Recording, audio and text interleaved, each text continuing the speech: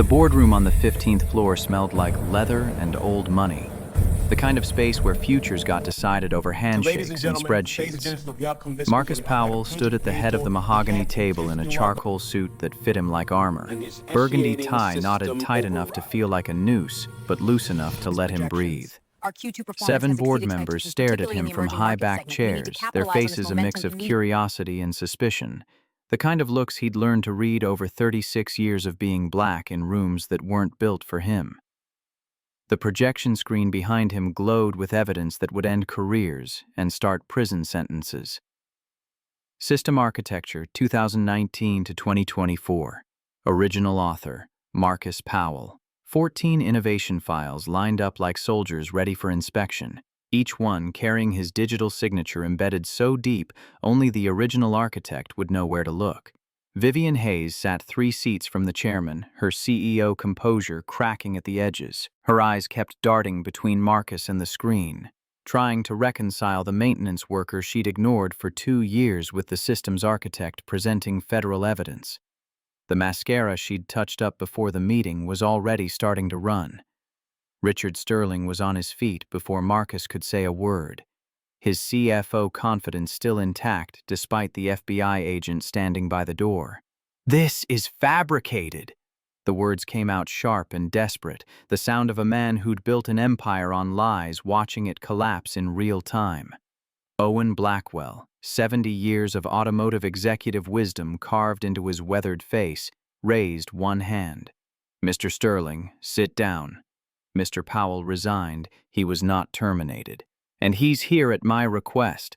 The authority in his voice left no room for argument, the kind of power that came from decades of running billion-dollar operations through recessions and revivals. Diana Chen stepped forward from her position by the door, FBI credentials held out like a shield. Special Agent Diana Chen, FBI, Detroit Field Office. Mr. Powell is a witness in a federal criminal investigation. His presence is not only appropriate, it's necessary. She was 36 and looked younger, second-generation American with her parents' Taiwanese work ethic and her own sharp instinct for following money trails through corporate labyrinths. The assistant U.S. attorney beside her nodded once, his presence transforming the meeting from corporate housekeeping into something that could end with handcuffs and perp walks. Richard Sterling's face drained 3 shades paler. Owen turned to Marcus with the careful respect of a man who'd just realized he'd underestimated someone. "The floor is yours, Mr. Powell." Marcus clicked the remote in his hand and the screen changed. 6 months earlier, the timestamp read, Detroit, Michigan. The night shift at Sentinel Technologies started at 6 and ended at 2 in the morning. 8 hours of fluorescent lights and empty hallways while the city outside went dark and quiet. Marcus Powell had worked this shift for 3 years, ever since he'd asked Richard Sterling to demote him from senior systems architect to maintenance technician. The pay cut had been brutal, $165,000 down to $42,000, but the flexible hours meant he could pick up Zoe from school every afternoon at 3:45. His 7-year-old daughter was worth every dollar he'd sacrificed. The apartment in Brightmoor ran him $850 a month for 2 bedrooms that smelled like the previous tenant's cigarettes, no matter how much he cleaned. The bank statement on his kitchen table showed $127.43, just enough to cover groceries until his next paycheck hit on Friday. Zoe's medical bills from Children's Hospital of Michigan sat on the refrigerator door held up by alphabet magnets, $340 outstanding for her asthma inhaler refills. He made scrambled eggs while she got dressed for school, her small voice drifting from the bedroom asking questions about homework and whether they could get pizza on Friday if he got paid. The morning routine was sacred, these stolen hours before the city woke up and demanded things from both of them. "Why you always so tired, Daddy?" She appeared in the kitchen doorway wearing the purple dress Janelle had bought her 4 birthdays ago, still a little too big in the shoulders. Marcus smiled the kind of smile that hurt around the edges. "Bigger than the sky, baby girl. You're bigger than the sky." The phrase had started the week after Janelle died, his way of reminding both of them that love didn't end just because a drunk driver on I-94 couldn't stay in his lane. They walked to Hutchins Elementary together, his hand wrapped around hers, the Detroit morning cold enough to see their breath. Mrs. Henderson gave him a look when he dropped Zoe off, the same disapproving glance she'd perfected over 3 decades of teaching. He'd been late one time in 6 months, and she'd never let him forget it, the way some people held on to grudges like treasure. Zoe's science project sat in the display case near the principal's office. "My dad fixes things nobody sees," the poster board announced in careful crayon letters. She'd drawn him in his Navy maintenance uniform holding a wrench, standing next to servers that looked more like refrigerators, but the effort was there. The pride in her eyes when she showed him made every late night worth it. July 2023 had been a scorcher, the kind of summer that turned Detroit into a concrete oven. Marcus was 2 hours into his shift when the alarm screamed through the building at 3:17 in the morning. Server room, 4th floor, smoke detector tripping every sensor in the system. He took the stairs 4 at a time, fire extinguisher in one hand and his security badge in the other.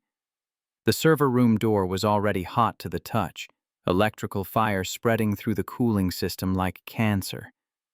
$2.4 million in equipment was about to turn into melted plastic and destroyed data, including the backup files for the Ford Motor Company contract that kept Sentinel afloat. 8 minutes of chemical foam and manual circuit breakers, his hands working from muscle memory, and 6 years of knowing this building's infrastructure better than anyone alive. The fire died before the sprinklers could activate and flood everything. The servers survived. The data survived. The company survived. He logged the incident in the maintenance system and went back to checking inventory in the basement. The morning email from the IT director went out at 9, praising the technical team for handling the overnight incident professionally. No names, no specifics, just corporate gratitude that didn't cost anything but 30 seconds of typing. Marcus read it on his phone while mopping the 3rd-floor hallway and didn't bother responding. October brought the elevator crisis. 6 executives trapped between the 9th and 10th floors, including Vivian Hayes herself. The emergency call came through at 4:30 in the afternoon, right when Marcus should have been leaving to pick up Zoe. He texted the aftercare program that he'd be 15 minutes late and grabbed his tools. The elevator shaft was dark and smelled like grease and old coffee. He climbed the maintenance ladder while security tried to keep the executives calm through the intercom. The brake mechanism had seized, a maintenance issue he'd flagged 6 months ago that never got budgeted for repairs. 8 minutes of manual release work, his hands cramping around the wrench, before the elevator lurched down to ground level and opened. Vivian Hayes stepped out first, smoothing her skirt and checking her phone like nothing had happened. "Who fixed this?" Her voice carried the kind of authority that expected immediate answers. Security guard Thompson gestured vaguely toward the maintenance department. "Maintenance handled it, Ms. Hayes." Marcus was 30 feet away cleaning the drinking fountain, invisible in his blue uniform with Powell stitched above the pocket.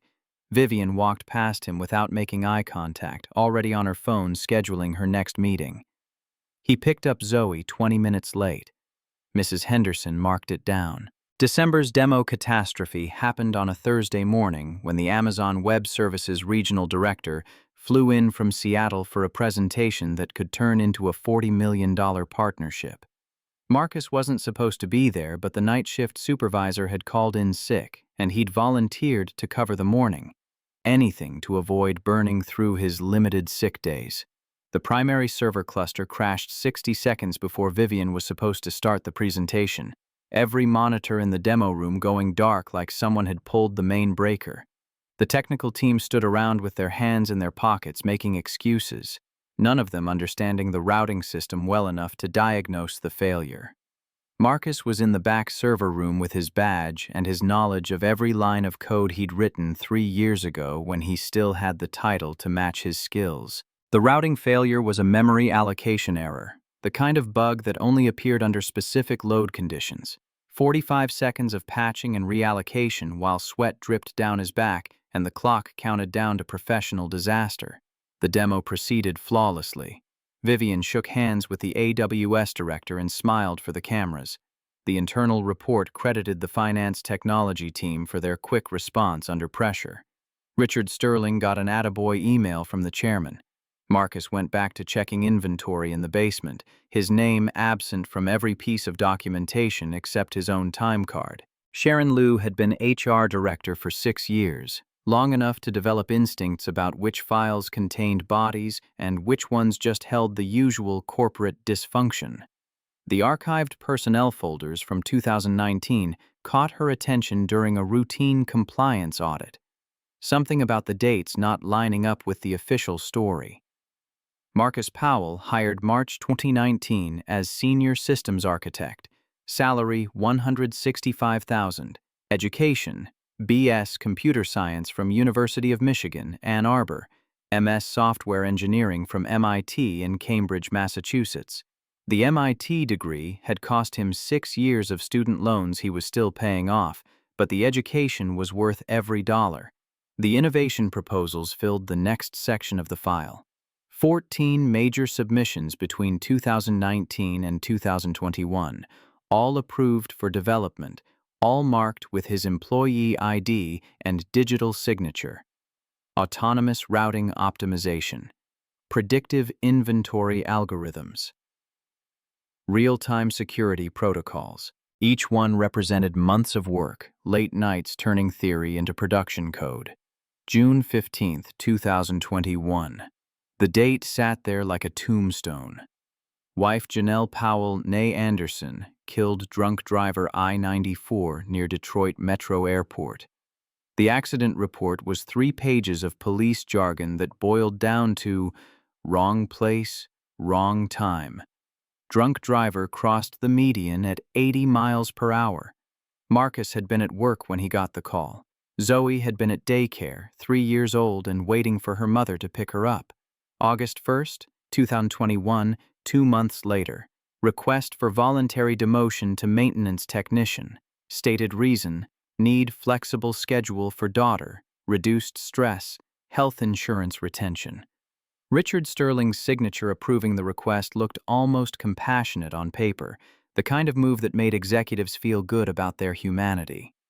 Sharon scrolled down to the next file dated November 2021, 3 months after Marcus's demotion. Finance Team Innovation Portfolio. Presented to Board of Directors by CFO Richard Sterling. The document listed 14 major technical achievements, all branded as Finance Technology Division initiatives.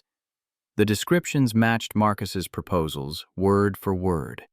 The code repositories referenced were Marcus's work with his name stripped out and replaced with generic team attributions. Sharon's hand covered her mouth as the pattern assembled itself into something criminal. Every innovation Marcus had created while grieving his dead wife and raising his daughter alone had been systematically stolen and rebranded by the man who'd approved his compassionate demotion. She printed the files and locked them in her desk drawer, the kind of evidence that could end careers or get people fired depending on who controlled the narrative. The quarterly all-hands meeting packed 400 employees into the auditorium on a Thursday morning in March 2024. Vivian Hayes presented Q4 results from the stage, her slides celebrating growth and innovation like they were inevitable consequences of good leadership rather than the product of individual people working themselves into exhaustion. The Innovation Achievements slide highlighted the finance technology team with Richard Sterling's name in bold. The autonomous routing optimization system generated $2.4 million in annual revenue, Vivian explained, her voice carrying that particular enthusiasm that CEOs reserved for numbers that impressed shareholders. Marcus stood in the back row wearing his Navy maintenance uniform with the name tag that identified him as M. Powell, Maintenance. The recognition hit him like a punch to the sternum. He'd written that entire system in March 2022, every line of code, every optimization algorithm, every fail-safe protocol. The comment on line 2847 contained Zoe's nickname embedded in the architecture. His hand went up before he could talk himself out of it. 400 heads turned to look at the maintenance worker interrupting the CEO. Vivian's irritation flickered across her face before she smoothed it into professional patience. Yes, maintenance? That system, the autonomous routing. I submitted that proposal in March 2022. The words came out steadier than he felt, decades of code switching between professional and invisible kicking in automatically. The silence spread through the auditorium like spilled water. Richard Sterling stood from his seat in the front row, his CFO smile perfectly calibrated. Marcus, you're thinking of a different project. This was developed by my team over 18 months. Vivian's eyes narrowed. Mr. Powell. Marcus Powell. His name in his own voice after 2 years of being invisible. Mr. Powell, if you have concerns about project attribution, that's an HR matter. We're discussing strategy here. The dismissal was coded in corporate speak, the kind of language that sounded reasonable to everyone except the person being dismissed. Perhaps it would be more appropriate to focus on your assigned responsibilities in facilities maintenance.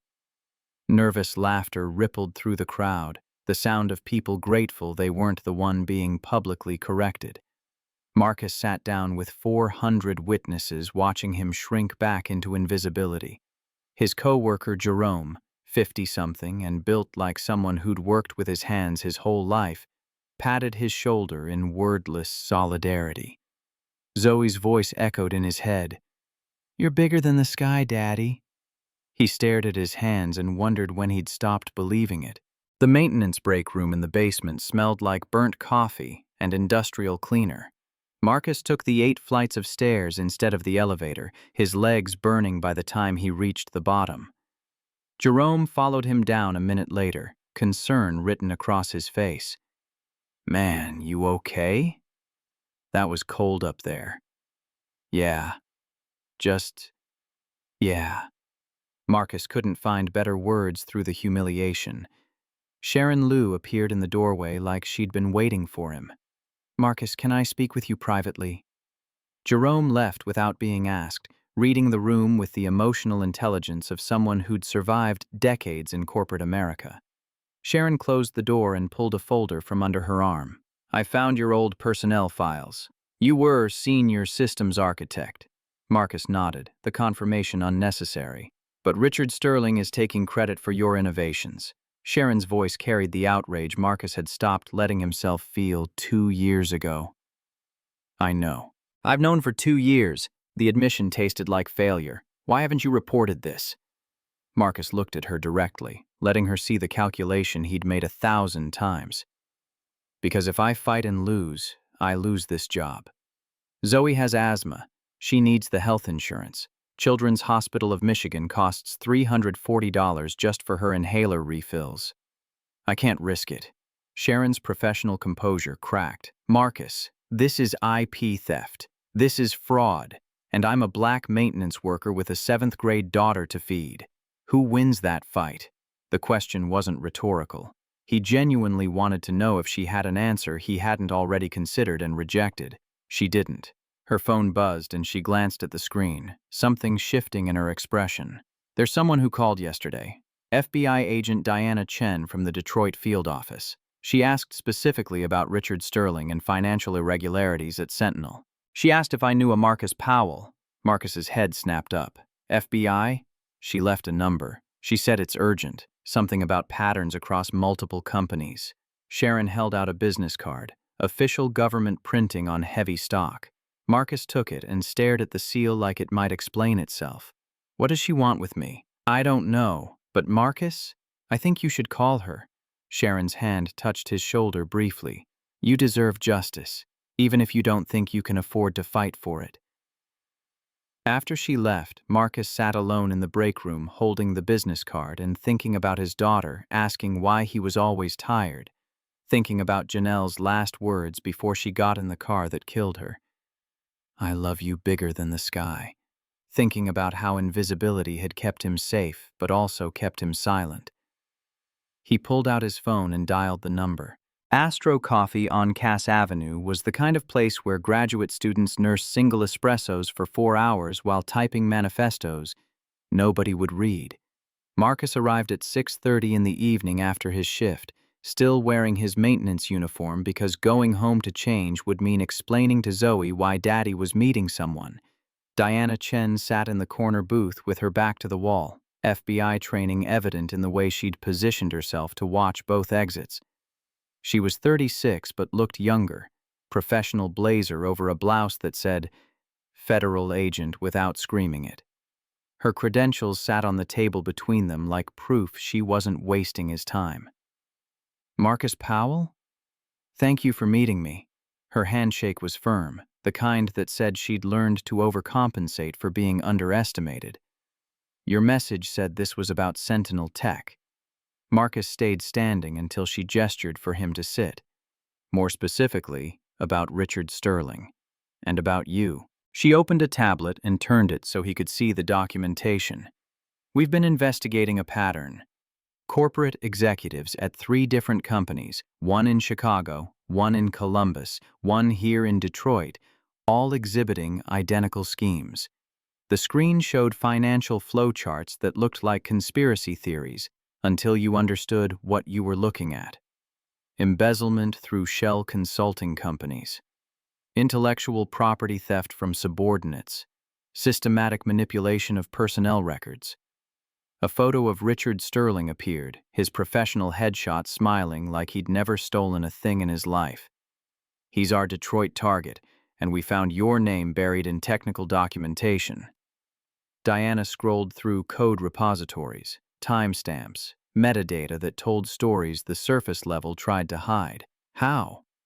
Marcus leaned forward despite himself. "I studied computer forensics at Carnegie Mellon before joining the Bureau. I know how to read code signatures. Your digital fingerprints are all over systems Richard claims his team developed." She showed him side-by-side comparisons, original files with his employee ID embedded next to modified attribution records. The evidence was textbook IP theft, the kind that happened every day in corporate America to people who couldn't afford lawyers or didn't have FBI agents willing to dig through archives. For how long? We estimate 6 years. Since 2019, total estimated embezzled funds through fake consulting contracts, $6.8 million. Diana let the number sit there between them like a grenade. "And your stolen innovations, if properly licensed to third parties, worth approximately $12.4 million. Marcus sat back, the math doing violence to his understanding of the last 6 years. "Why come to me? Because you have the technical proof. The code signatures only the original architect would know. The timestamps that don't lie." She pulled up another document, phone records and corporate filings that connected Richard to offshore accounts in the Cayman Islands. "And because we believe Richard's planning something bigger. A coordinated stock manipulation. Crash Sentinel's value, short the stock, then acquire controlling shares at 30% valuation through offshore partners." "When? Within 6 months? Maybe sooner if he feels threatened." Diana's eyes held the kind of certainty that came from seeing the pattern repeat itself across multiple investigations. Marcus looked at Zoe's photo on his phone, her gap-toothed smile from last month's school picture day. "I have a daughter. If this goes public and fails, if he retaliates, if you don't help when he crashes this company, 850 people lose jobs, including you, and Zoe loses her health insurance." Diana wasn't threatening, just stating variables in an equation they both understood. The silence stretched long enough for the barista to call out someone else's order. "What do you need from me?"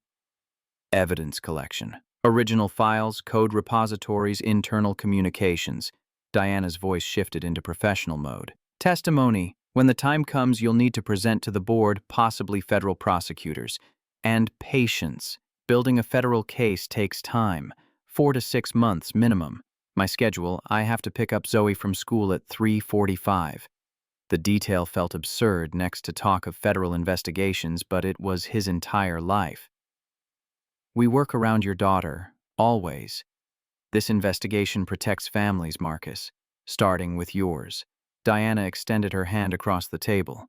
He shook it and felt like he was signing a contract written in his own blood. One more thing. We need to meet regularly. Document exchanges, evidence review.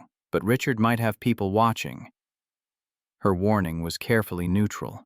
So if someone sees us together, they'll make assumptions. Let them. We'll use it. Diana's smile was tactical, the kind intelligence operatives probably practiced in front of mirrors. Marcus nodded slowly and wondered what he'd just agreed to. The investigation started small, meeting Diana at different locations around Detroit to avoid establishing patterns. Belle Isle Park on a Tuesday afternoon, Detroit Public Library on a Thursday evening, coffee shops in Midtown where the crowd was diverse enough that a black maintenance worker and an Asian American FBI agent didn't stand out. Marcus accessed archived code repositories from the basement terminal during his night shifts, downloading original files to encrypted FBI drives that Diana provided. 14 major systems, every one carrying his embedded signatures in places only the original architect would think to look. Line 2847 in the autonomous routing system contained a comment. MP Ya's original La 032022. Richard Sterling's version, submitted 3 months later, had the identical comment, proof he'd copied the code without even bothering to clean the personal references. He didn't even try to hide it, Marcus said, staring at the evidence on Diana's laptop screen. Arrogance. He thought you'd stay quiet. Diana made notes in her federal case file, each piece of evidence categorized and cross-referenced. The financial deep dive took 2 weeks. Diana's FBI forensic accountant following money trails through corporate structures designed to obscure ownership. 3 shell companies registered in Delaware, Nevada, and Wyoming had received consulting payments from Sentinel totaling $6.8 million over 6 years. Sterling Consulting Solutions, LLC, Midwest Tech Advisors, Inc., Great Lakes Innovation Partners. The names were generic enough to disappear in audit reports, the kind of entities that existed only on paper and in bank accounts. The registered agents connected back to Richard through his University of Chicago Business School alumni network, people who'd learned how to exploit systems for profit while getting graded on ethical leadership. Money flowed from Sentinel to the shell companies to offshore accounts in the Cayman Islands, each transfer documented and time-stamped and illegal under about 6 different federal statutes. This is RICO territory, Diana said. Racketeering. This is federal. Sharon Liu provided HR documentation with the careful discretion of someone who knew she was committing career suicide if anyone found out.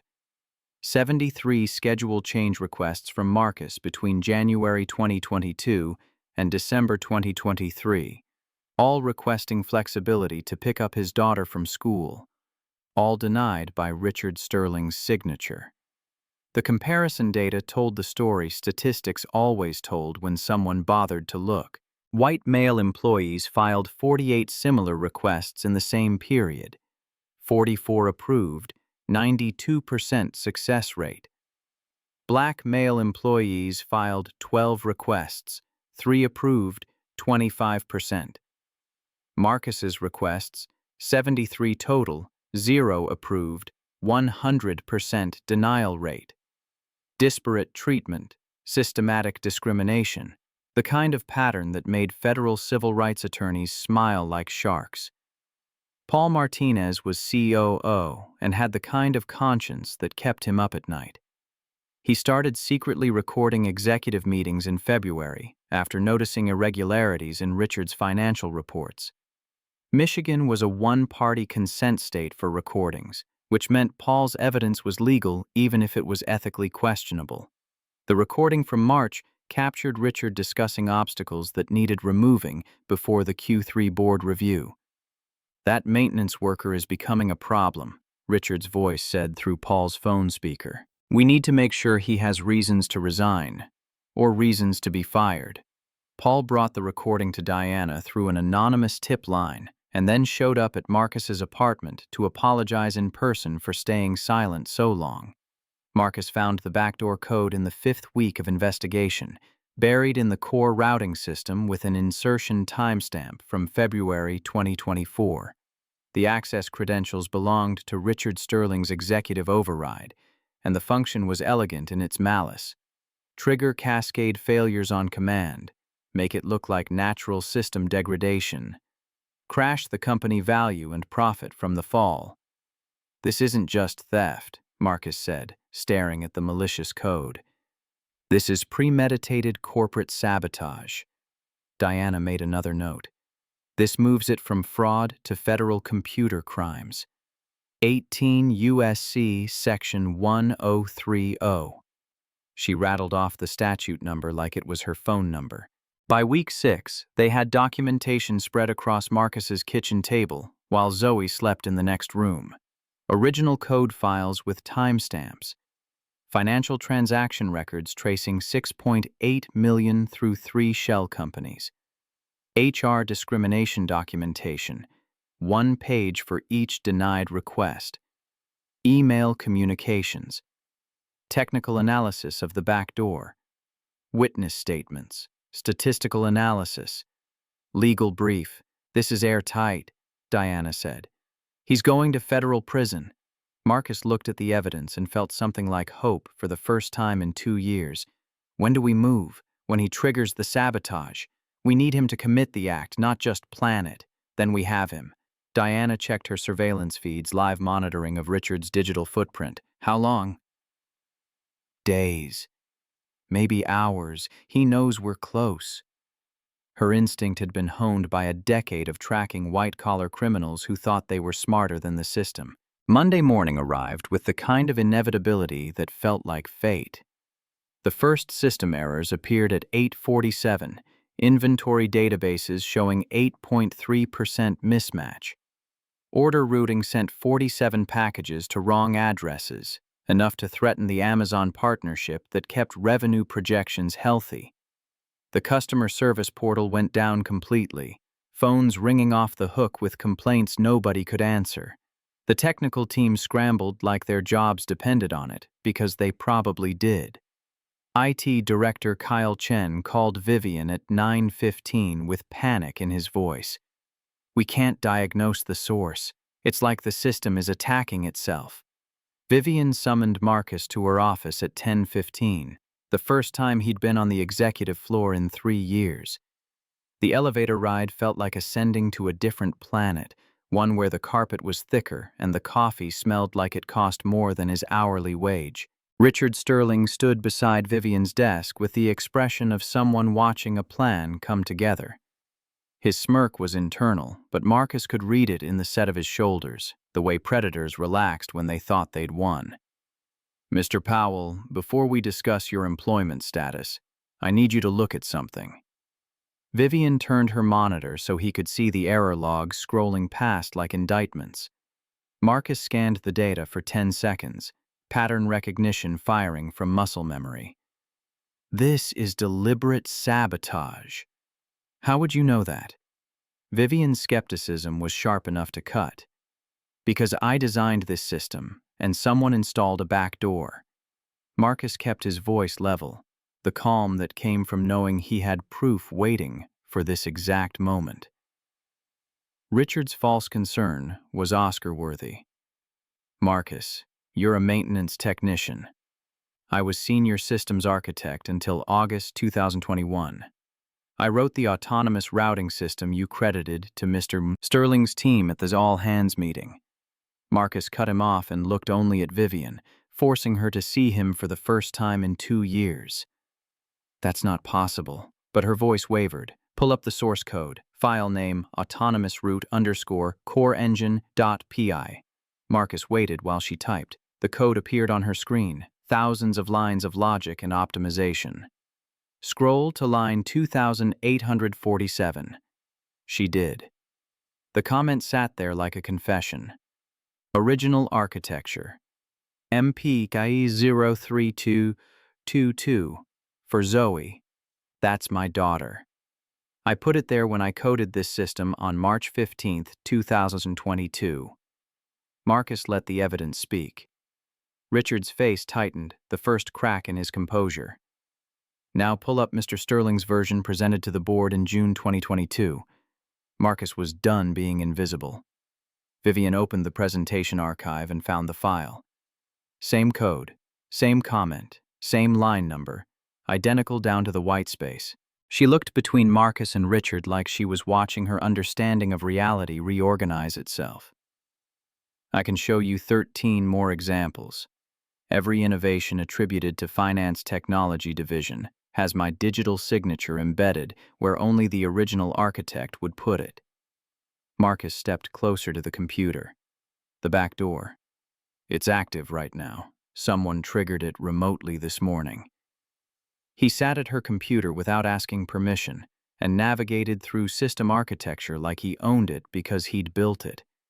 3-layer authentication bypass, the kind only possible with executive override credentials. His fingers moved across the keyboard, pulling up access logs. Last login 8:43 a.m. today. User R. Sterling EXEKey. Marcus pointed at the screen. That's your CFO. He installed malware in your core systems and activated it 4 minutes before the failures began. Vivian stared at the evidence like it was written in a language she was only starting to understand. Richard's voice had lost its smooth confidence. This is ridiculous.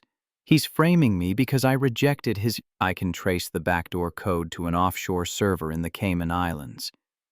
Marcus kept talking over him. IP address matches shell company registered by Sterling Consulting Solutions LLC, which has received $6.8 million in fake consulting payments from Sentinel over 6 years. The silence in the office was the sound of power shifting. Vivian looked at Richard with something like betrayal. Is any of this true? Vivian, this man is clearly... Richard started. Call the FBI. Marcus's voice cut through. Agent Diana Chen, Detroit Field Office. She has evidence, and a federal warrant with your CFO's name on it. Vivian's desk phone rang.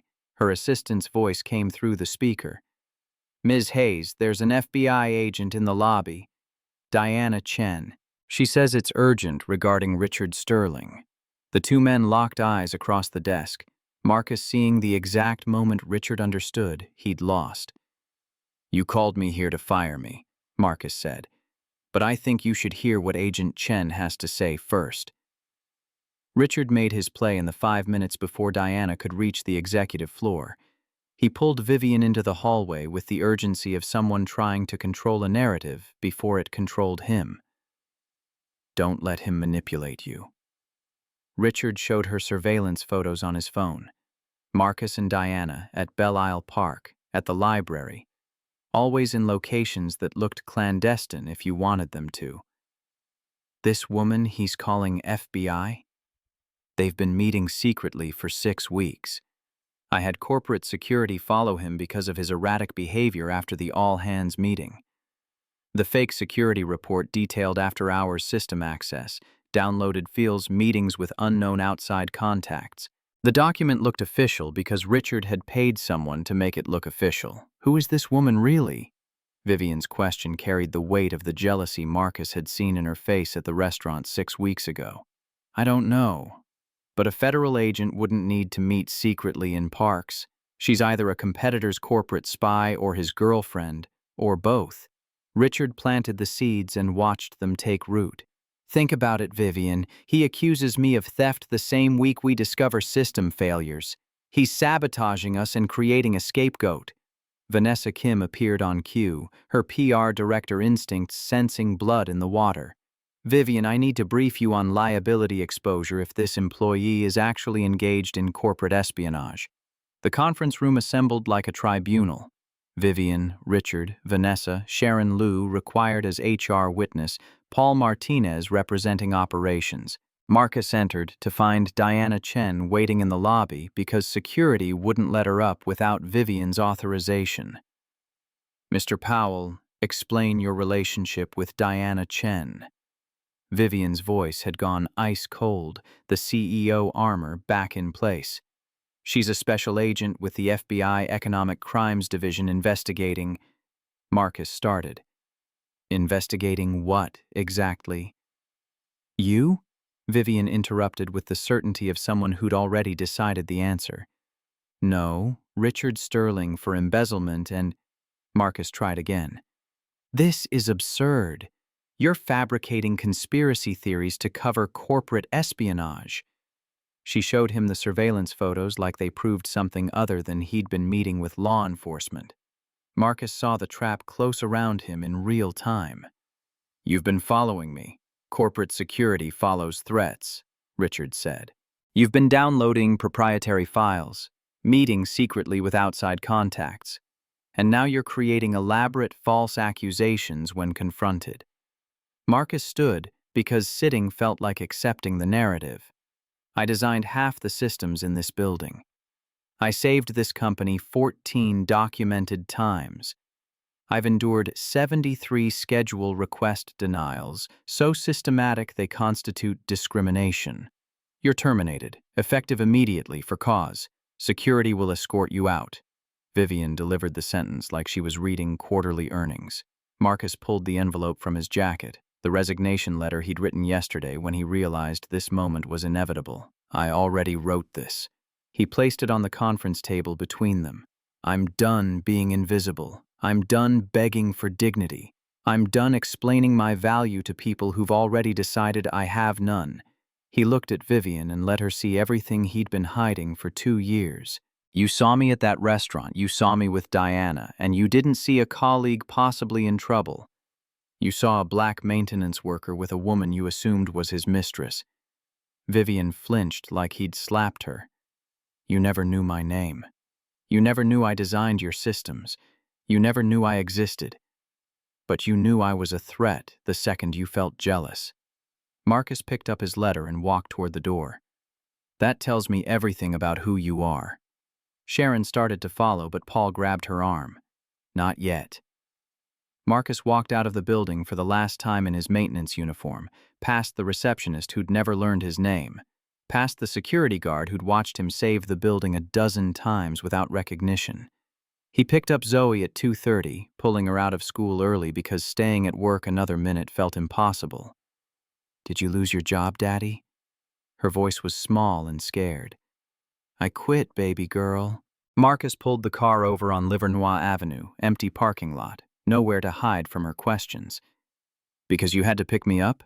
Because of me?" Zoe's face crumpled with the guilt only children can manufacture from adult problems. Marcus turned around in his seat and made her look at him. "I did not quit because of you. I quit because they treated me like I was invisible.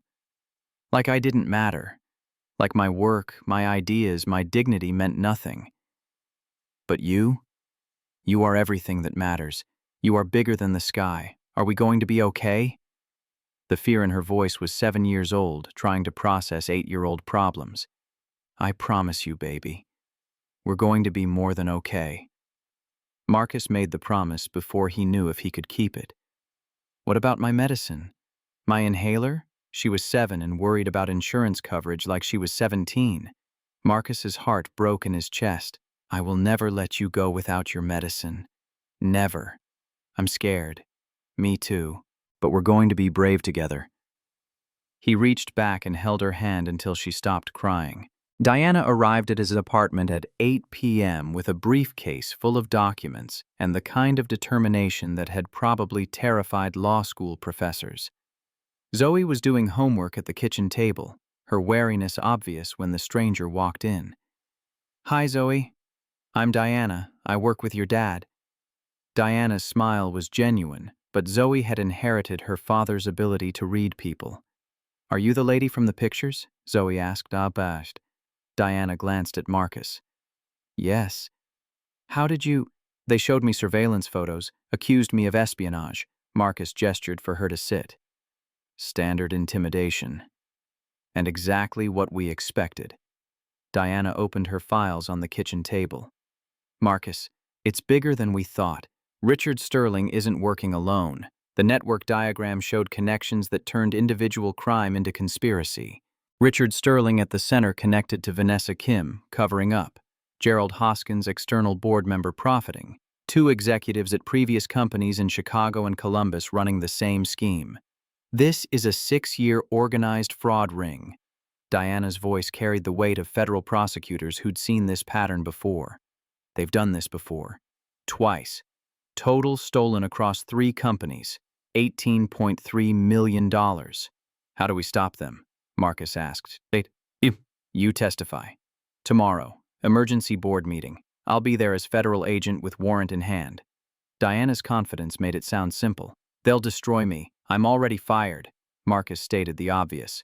You resigned, that's different, and you can speak as a former employee with first-hand knowledge. Diana corrected. Will Daddy be safe? Zoe looked up from her homework with the directness only children managed. Diana met her eyes and didn't condescend. I will do everything in my power to protect your dad. That's a promise. After Zoe went to bed, Paul Martinez arrived at 9, carrying the weight of his own conscience. I need to show you something. I've been recording Richard for 3 months. The recordings played like evidence at a trial that hadn't happened yet. Richard discussing how to marginalize the maintenance worker. Richard explaining the backdoor trigger mechanism. Richard using racist language about uppity engineers not knowing their place. I'm ashamed I stayed silent this long, Paul said. I thought I was protecting my career, but I was protecting criminals. Why now?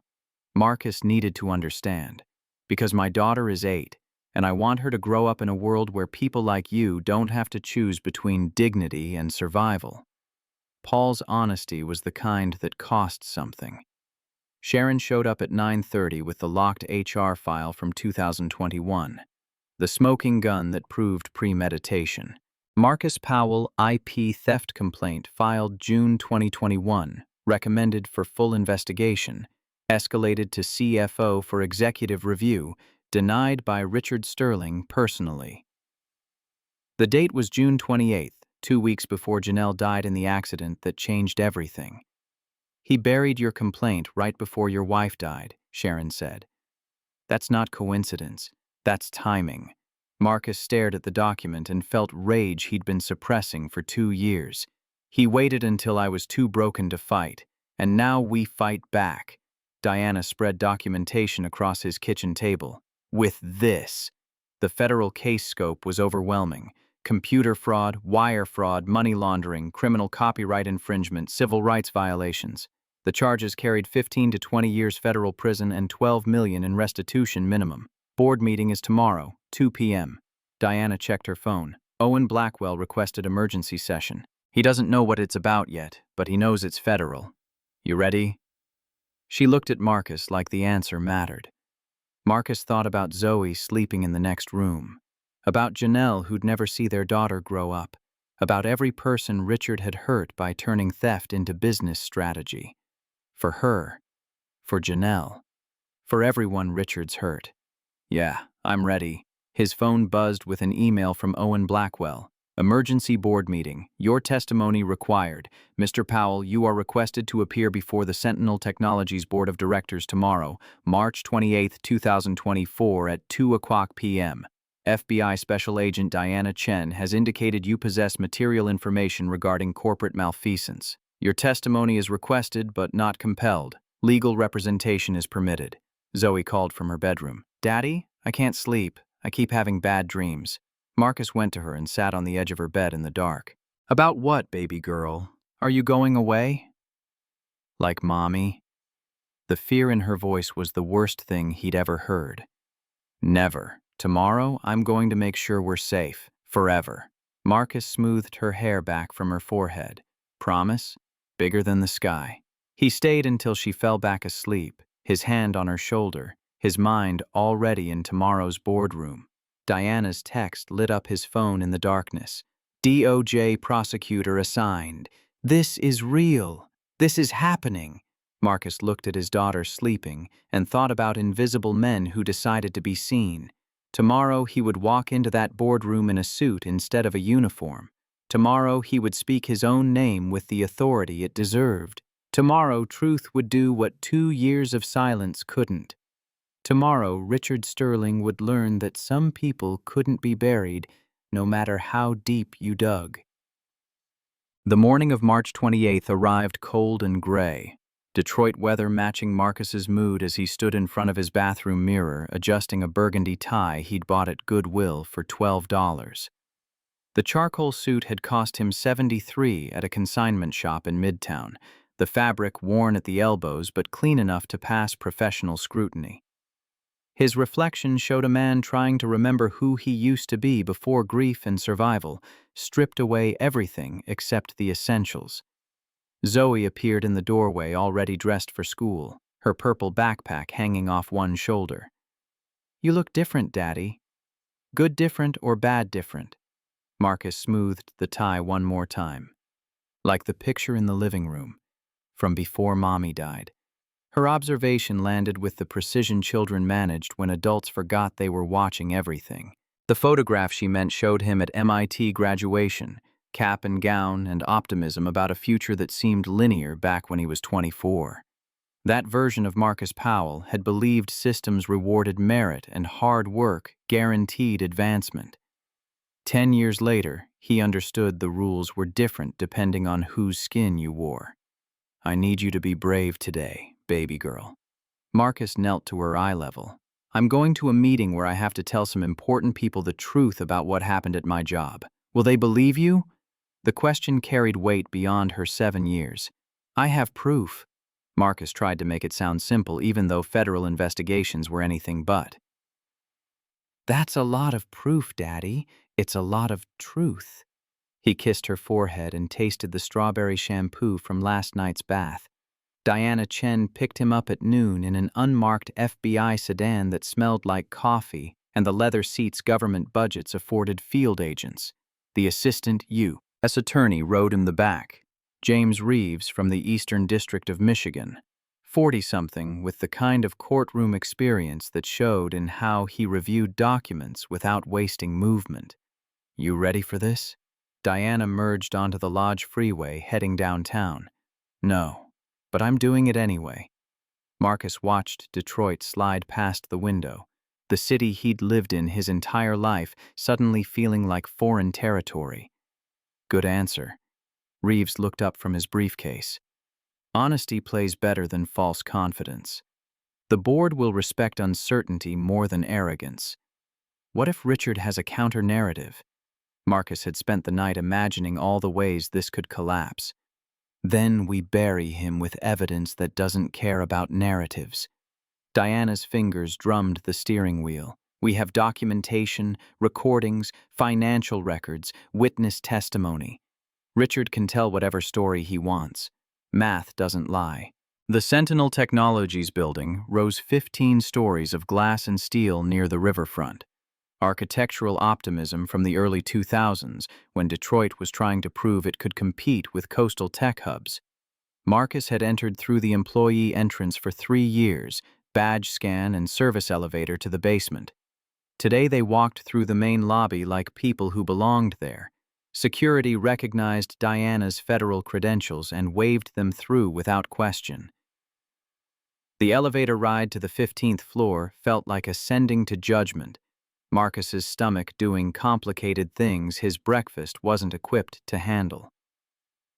Richard Sterling was already in the boardroom when they arrived at 1:55, his CFO confidence still intact, despite knowing FBI had been investigating him for 6 months. He stood when Marcus entered, the flicker of recognition followed by calculation, trying to assess threat level and counter strategy simultaneously. "What is he doing here?" Richard's voice projected authority that assumed everyone would fall in line. Owen Blackwell gestured for him to sit with the kind of command that came from running automotive divisions through bankruptcy and revival. "Mr. Sterling, sit down. Mr. Powell is here at my request." Diana displayed her credentials to the full board, 7 members who represented billions in shareholder value and decades of corporate governance. Special Agent Diana Chen, FBI, Detroit Field Office. "Mr. Powell is a witness in a federal criminal investigation. His presence is not only appropriate, it's necessary." James Reeves stood beside her, federal prosecutor energy filling the room. The dynamic shifted from corporate meeting to something with actual consequences, the kind that involved handcuffs and sentencing guidelines. Richard tried one more angle through Gerald Hoskins, the external board member who'd been profiting from the shell companies. "Owen, perhaps we should have legal counsel present for Mr. Sterling before proceeding with unsubstantiated. Mr. Sterling is welcome to counsel, but this meeting proceeds." Owen cut him off with the precision of someone who'd sat through thousands of these. "Agent Chen, you have the floor." Diana connected her laptop to the projection system, and the screen behind Marcus came alive with evidence. "Ladies and gentlemen, the FBI has been investigating systematic embezzlement at Sentinel Technologies for 6 months. The shell company network diagram appeared first, 3 entities connected through corporate structures designed to hide ownership. Sterling Consulting Solutions, LLC, registered in Delaware, 2019. Midwest Tech Advisors, Inc. in Nevada, 2021. Great Lakes Innovation Partners in Wyoming, 2023. The names were generic enough to blend into audit reports as legitimate consulting expenses. These entities have received $6.8 million in consulting payments from Sentinel between 2019 and 2024. Diana let the number establish itself. All 3 companies are registered to associates of Richard Sterling through his University of Chicago Business School network. The corporate filings appeared on screen, registered agents whose LinkedIn profiles connected them to Richard through alumni groups and professional organizations. The money trail flowed from Sentinel accounts to shell companies to offshore accounts in the Cayman Islands, each wire transfer documented with dates and routing numbers that told a story accounting couldn't explain away. Bank statements filled the screen, account balances growing, while Sentinel Technologies paid for consulting services that existed only as invoices and fraudulent contracts. Board members leaned forward, the ones who weren't complicit anyway. Patricia Morrison, former federal judge with 30 years on the bench before retirement, made notes with the precision of someone who recognized criminal patterns. "This is circumstantial." Richard stood because sitting made him feel defensive. "Consulting fees are legitimate business expenses across. We have warrants." Diana's interruption was surgical. "Your financial records are federal evidence, and your signatures are on every fraudulent contract." She advanced the presentation to signature comparisons, Richard's handwriting consistent across documents that established a pattern of systematic theft. "Mr. Powell, would you present your findings?"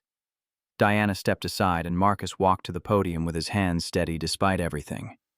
"I was hired by Sentinel in March 2019 as Senior Systems Architect. Salary, $165,000. His voice carried better than he expected. 3 years of maintenance work apparently not enough to erase his professional training. My role: design core infrastructure for logistics AI systems. Between 2019 and 2021, I submitted 14 major innovation proposals. All were approved for development." Marcus clicked the remote, and the screen split into 2 columns.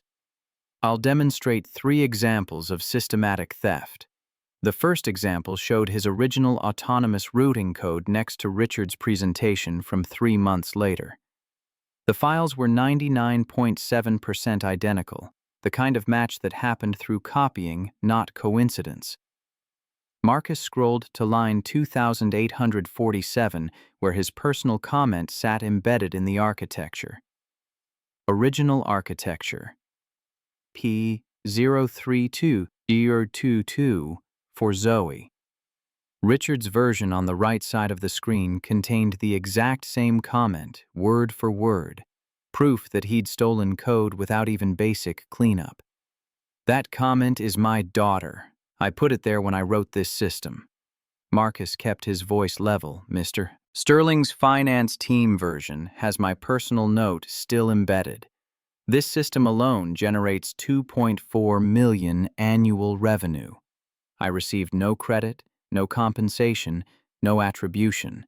The second example followed the same pattern, predictive inventory algorithms Marcus had designed in July 2021, appearing in Richard's October presentation with the embedded signature still visible.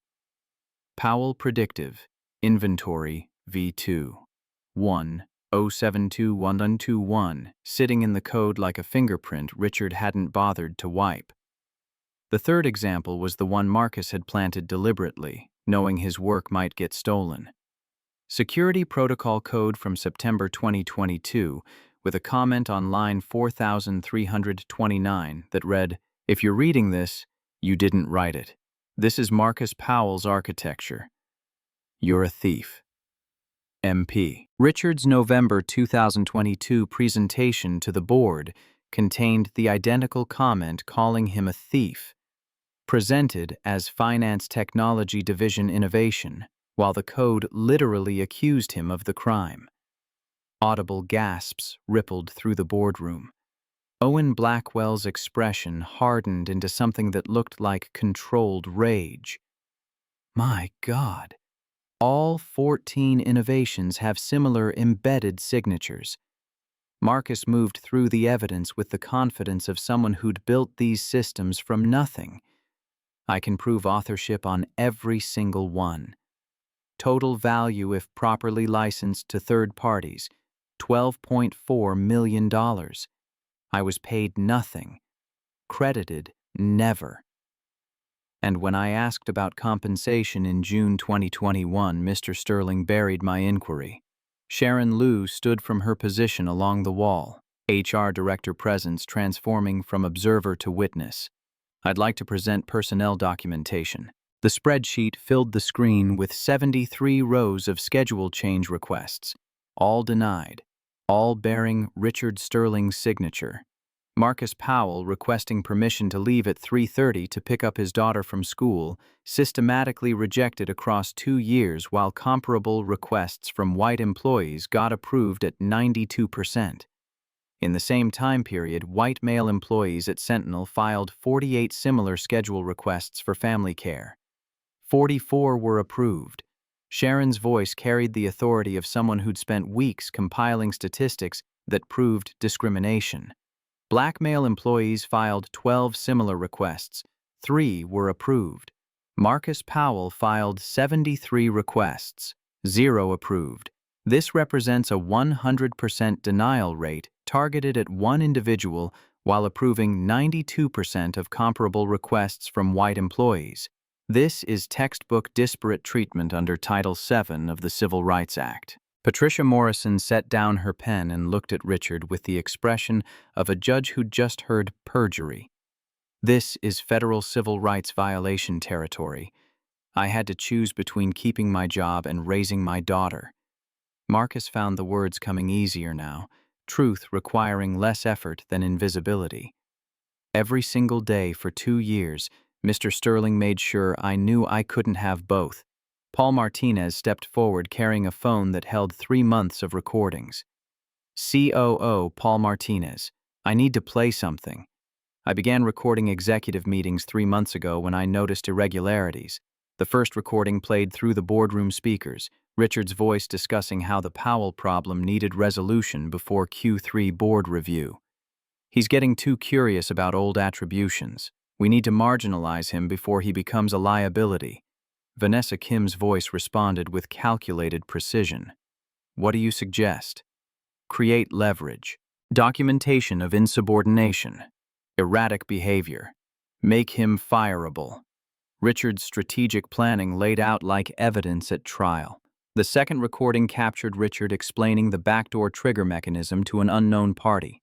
When Powell is neutralized, we activate the cascade, short the stock, acquire at bottom valuation through the Wyoming LLC. Timeline? The unknown voice asked. 2 weeks maximum.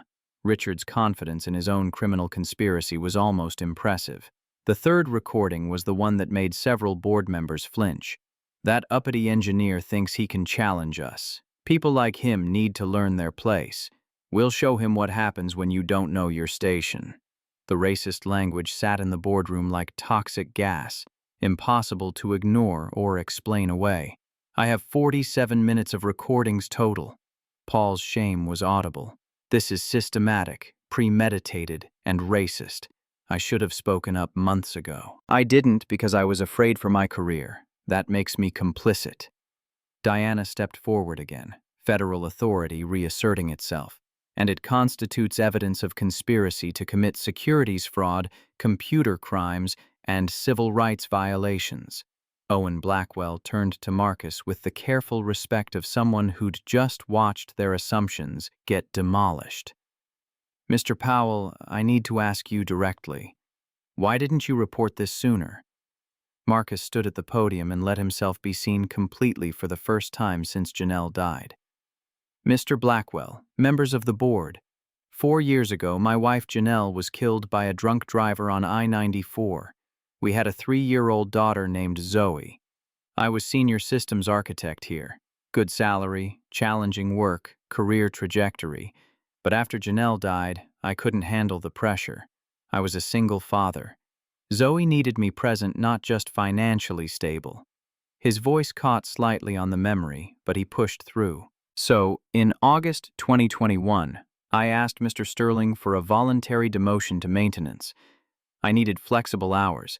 I needed to pick up my daughter from school. I needed a job with less stress and reliable health insurance because Zoe has asthma. Mr. Sterling approved my request. I thought he was being compassionate. Marcus let the irony sit there. But 3 months later, he started presenting my innovations as his team's work. He stole 14 systems I designed, systems worth millions. When I filed an HR complaint in June 2021, he buried it personally. Then he spent 2 years denying every schedule request I made. 73 times I asked permission to be a father. 73 times he said no. Yesterday, my 7-year-old daughter asked me if she's the reason I lost my job. She asked if her medicine would be okay. A 7-year-old worried about health insurance because the systems we build force parents to choose between income and presence. The room held silence that felt like collective shame. I didn't speak up sooner because I was trying to survive. Because I'm a black man in a blue uniform, and I know exactly how that story ends when you challenge a white executive with power and connections. Marcus met Owen's eyes directly. But I'm not invisible anymore. I have FBI support. I have federal prosecutors. And I have a daughter who deserves to grow up knowing her father fought for dignity instead of accepting erasure. So, no. I didn't speak sooner. But I'm speaking now. And you're going to listen because the alternative is watching this company collapse under federal investigation while your CFO goes to prison for racketeering. Patricia Morrison started a slow clap that built as other board members joined. She stood, then Owen, then the others who weren't complicit. The applause felt like vindication and apology combined, inadequate for what Marcus had endured, but better than continued silence. Richard remained seated, his strategic options narrowing to legal defense and damage control. "This is a conspiracy." He stood abruptly, the desperation finally showing. He's a disgruntled employee working with the FBI to fabricate evidence and destroy. "Mr. Sterling, I have a federal warrant for your arrest." Diana's interruption was precise as surgery. FBI agents entered from the hallway where they'd been waiting for Diana's signal. "Richard Sterling, you're under arrest for wire fraud, computer fraud, money laundering, and conspiracy to commit securities fraud." She read Miranda rights while applying handcuffs, each word landing like hammer blows. "You have the right to remain silent. Anything you say can and will be used against you in a court of law." Richard struggled against the restraints with the kind of panic that came from watching decades of careful construction collapse in minutes. "You're going to believe a maintenance worker over me? I'm the CFO. He's nobody." The racism erupted fully now. Professional veneer stripped away to show the contempt that had always lived underneath. "Mr. Sterling, we're believing the evidence." Owen's voice carried the cold fury of someone who'd been betrayed by people he'd trusted, and the senior systems architect you tried to bury while stealing his work and millions from this company. For the record, he's not nobody. He's the man who built the systems that kept us competitive while you stole from shareholders and employees alike. Owen stood as they led Richard toward the door. "Security will escort you out. You're terminated for cause effective immediately. All compensation forfeited. Criminal charges pending." Gerald Hoskins tried to leave quietly, but James Reeves blocked his path. "Mr. Hoskins, please remain seated. We have questions about your financial interest in Great Lakes Innovation Partners and your coordination with Mr. Sterling on securities manipulation." Hoskins froze, calculation visible across his face as he weighed cooperation against exposure. Vanessa Kim stood with the resignation of someone who'd already hired a lawyer. "I'd like to offer my resignation effective immediately." "Accepted." Owen didn't waste time on people who'd enabled fraud. Security will escort you out as well. 3 people removed from the boardroom in under 5 minutes. The architecture of corruption dismantled faster than it had been built. After the board cleared, except for Owen, Patricia, and the federal investigators, Vivian approached Marcus with mascara streaked and professional composure shattered. "Marcus, I owe you an apology that no words can adequately convey. You owe me more than words, Ms. Hayes." Marcus didn't make it easy because easy hadn't been available to him. "I know. I saw you at that restaurant with Diana. I felt jealous. And instead of asking, instead of checking, I assumed. Her honesty cost her something. I assumed you were a threat. I assumed you were selling secrets. I assumed the worst because it was easier than questioning my own judgment. You assumed because I'm black, because I wore a blue uniform, because in your mind I couldn't possibly be anything else." Marcus made her face the specifics instead of hiding behind generalities. Vivian nodded, accepting the indictment. "You're right, and I can't take that back. I can only commit to doing better, to building systems that prevent this from happening to the next person. I don't want your apology. I want systemic change. I want policies that prevent any parent from choosing between paychecks and presents. I want accountability built into structures not dependent on individual goodwill." Marcus had spent 6 months thinking about what justice actually required. Patricia Morrison interjected with the practical authority of someone who'd spent 30 years on federal bench. "Mr. Powell, this board is prepared to offer you full restitution, reinstatement, and recompense. But first, we need your input. What changes does Sentinel need to ensure this never happens again?" "I'll give you a list." Marcus checked his watch. "But first, I'm going to pick up my daughter from school. Because that's what this was always about. Protecting her future. Teaching her that speaking truth matters more than staying safe." Of course. Owen extended his hand and Marcus shook it, the gesture carrying weight beyond professional courtesy. "We'll reconvene tomorrow. And Mr. Powell, thank you. For your courage. For your integrity. For refusing to let us ignore our failures." The drive to Hutchins Elementary took 20 minutes through afternoon Detroit traffic, Marcus sitting in the back of Diana's sedan, watching the city transform from corporate downtown to residential neighborhoods, where kids played on sidewalks and corner stores sold loose cigarettes alongside lottery tickets. "You did good in there." Diana caught his eye in the rearview mirror. "I've worked fraud cases for 10 years. That was the most composed testimony I've seen from a civilian under that kind of pressure. I had truth. That makes composure easier." Marcus felt the adrenaline starting to drain, exhaustion creeping in to fill the space. Most people with that much evidence still crumble when their abuser is in the room. Diana's observation carried the weight of experience. "You didn't flinch. You didn't apologize. You stood there and made them see you. That takes something evidence can't provide." "I had no choice. Invisibility almost destroyed me." Marcus thought about the last 3 years, how survival had required erasing himself piece by piece. "I won't teach my daughter that staying small keeps you safe. It doesn't. It just makes you easier to ignore when they come to take what's yours." Zoe ran to the car when she saw him, purple backpack bouncing, gap-toothed smile splitting her face like sunrise. "Daddy, you're early. I promised I'd always pick you up, baby girl." Marcus lifted her into a hug that felt like coming home. "How was school?" "Good. I got 100 on my spelling test." She showed him the paper with a gold star Mrs. Henderson had reluctantly awarded. "That's my smart girl, bigger than the sky." He buckled her into the back seat and climbed in beside her, because sitting up front felt wrong when she was within reach. "Did your meeting go okay?" Zoe asked with the careful concern children developed when they'd learned adults had problems that affected them.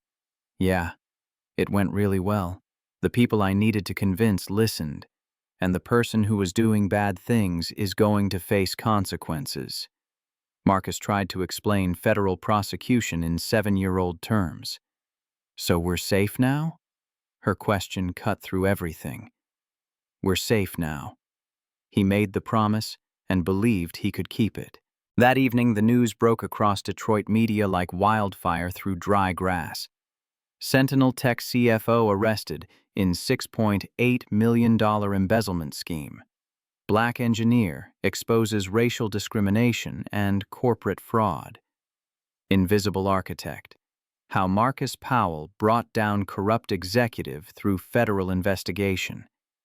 Marcus's phone exploded with calls from reporters wanting interviews, old colleagues offering congratulations mixed with apologies for their silence, recruiters from tech companies across the Midwest sensing opportunity. He turned the phone off and made dinner with Zoe, scrambled eggs again because it was Tuesday, and Tuesdays meant eggs and toast.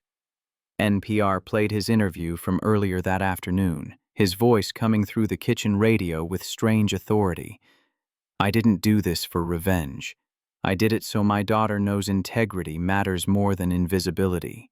So she grows up understanding that speaking truth protects more people than staying quiet ever could." The clip went viral, shared 2.4 million times across social platforms by people who saw their own struggles reflected in his story. Comments flooded in with variations on the same theme. "This happened to my uncle. This happened to my sister. This happened to me and I stayed silent because fighting felt impossible." Marcus read some of them after Zoe went to sleep, the testimonials of invisible people who'd been waiting for permission to speak. His story wasn't unique. It was structural, repeated across industries and decades, the same patterns of theft and discrimination dressed up as business strategy. Diana called at 9 with updates on the federal case. "Richard's lawyer is already talking plea deal. He wants to cooperate. Give us the network beyond Sentinel in exchange for reduced sentencing." "Will it work?" Marcus asked. "Depends on what he offers." Diana's skepticism was professional, but even with cooperation, he's looking at minimum 8 years federal prison. The evidence is too strong for anything less. And the others? Hoskins is negotiating through counsel. Vanessa took a cooperation agreement, 2 years probation and testimony against Richard. She's small fish, but her communications records fill in gaps. Diana rattled off the status updates like baseball scores. "The conspiracy charge gives us leverage across state lines. We've already identified 4 other companies where Richard ran similar schemes between 2017 and 2019. How many people did he hurt?" The scope kept expanding. "We're estimating over 300 employees across 5 companies. Some lost jobs when companies failed, some had their innovations stolen, some faced discrimination that forced them out." Diana paused. "Your case is the one with enough evidence to dismantle the entire network. Without your documentation, he'd still be operating." Marcus thought about 300 people whose lives got damaged by one man's greed and systemic failures that protected him. "I just wanted to pick up my daughter from school. I know, and because you fought for that, 73 other families are going to get justice through the settlement fund." Diana's voice carried something like admiration. "The DOJ is opening a civil rights investigation.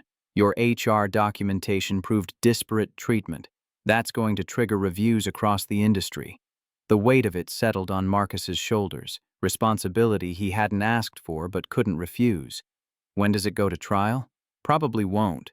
Richard's lawyer is smart enough to know juries don't like rich white executives who steal from black employees while using racist language in recorded conversations. Diana's assessment was clinical. "We're looking at plea deal within 3 months, sentencing within 6. You'll need to provide victim impact statement, but that's months away." What happens to Sentinel? Marcus still cared despite everything. That's up to the board. Vivian Hayes is facing pressure to resign, but she's fighting to stay, trying to prove she can rebuild the culture. Diana's intel was thorough. Paul Martinez is interim CFO. Sharon Liu got promoted to Chief People Officer. They're implementing the reforms you outlined. Which ones? Marcus had given Owen a list that morning, 15 policy changes ranging from innovation attribution to family flexibility to whistleblower protection. All of them. Diana's surprise was audible. The board approved your entire proposal unanimously. They're calling it the Powell Accountability Framework. It's going live next quarter. Marcus sat with that information, his name attached to policies that would protect people he'd never meet. It felt like legacy being built in real time, permanent change emerging from temporary pain.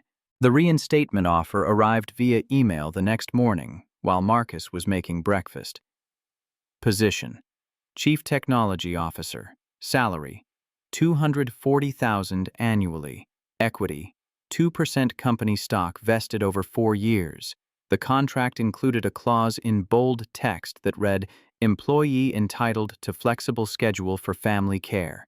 This right cannot be denied or restricted. Schedule modifications require employee consent only. Retroactive compensation for 14 innovations. $3.2 million lump sum. Full back pay for wage differential 2000 to me.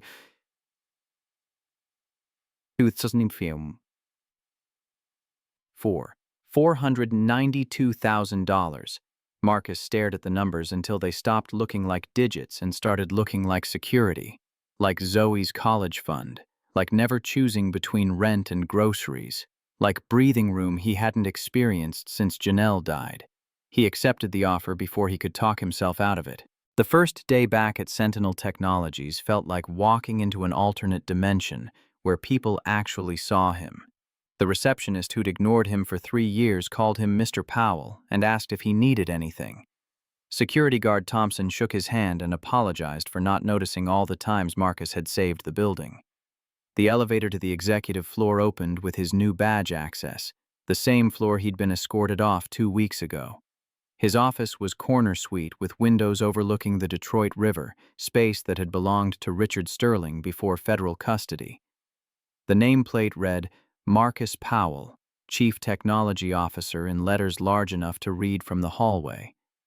Paul Martinez appeared in the doorway holding coffee and apology. "Welcome back. I know that doesn't cover it, but I needed to say it anyway. You recorded him. You testified. That covers more than welcome." Marcus gestured for him to sit. "How bad is the damage?" "Financial, manageable. We'll take a hit from legal fees and restitution, but the company survives." Paul set down quarterly projections that showed Sentinel weathering the scandal. Reputational? Actually improving. Turns out investors like companies that root out fraud instead of covering it up. And internally, Marcus needed to know what he was walking into. Mixed. Paul's honesty was refreshing. Some people are embarrassed they didn't see it.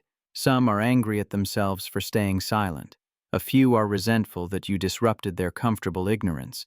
But most are grateful someone finally said the truth out loud. The technical team assembled at 10 for Marcus's first meeting as CTO. 40 engineers ranging from recent college graduates to veterans with decades of experience. Some looked supportive. Some looked skeptical. One older developer named Jeremy radiated hostility from his position in the back row. "I know this is an unusual situation." Marcus stood at the front of the conference room without notes. "Going from maintenance to CTO isn't a traditional career path. I'm still figuring out management. I'll make mistakes, but I promise you this. Nobody in this department will be invisible. Every contribution gets credited. Every idea gets heard. Every person matters." Jeremy raised his hand with the aggressive energy of someone looking for confrontation. "You think you understand management? You've been cleaning floors for 3 years. You're right. I don't understand management yet. That's why I need this team to teach me." Marcus didn't take the bait. "But I do understand these systems because I built most of them. And I understand what happens when leadership values profit over people. Credit over truth, hierarchy over merit. What if we disagree with your technical decisions?" Jeremy pushed harder. "Then you tell me and we figure it out together." Marcus met his resistance with calm. "I'd rather be wrong and learn than be right and alone. This department succeeds when everyone's expertise gets leveraged, not when one person makes all the calls." The hostility in Jeremy's expression shifted to something like consideration. Over the following weeks, Marcus implemented changes that transformed how technical work got credited and compensated. Every project required attribution documentation showing who contributed what. Monthly recognition meetings highlighted engineers whose work typically went unnoticed. Innovation bonuses got distributed based on actual creation, not management approval. The 14 systems Marcus had designed got properly licensed to third-party companies, generating $8.7 million in revenue over 18 months. The licensing deals included clauses requiring original creator compensation, Marcus's share coming to $4.1 million after Sentinel's cut. He put $2 million into an endowment fund he named after Janelle. The Janelle Powell Memorial Scholarship would provide 30 full tuition scholarships annually for children of single parents pursuing STEM degrees at Michigan universities. The first class would start fall 2025, 30 students who'd get opportunities that didn't require choosing between family and education. Zoe helped him design the application process during dinner one night, her 7-year-old logic cutting through academic bureaucracy.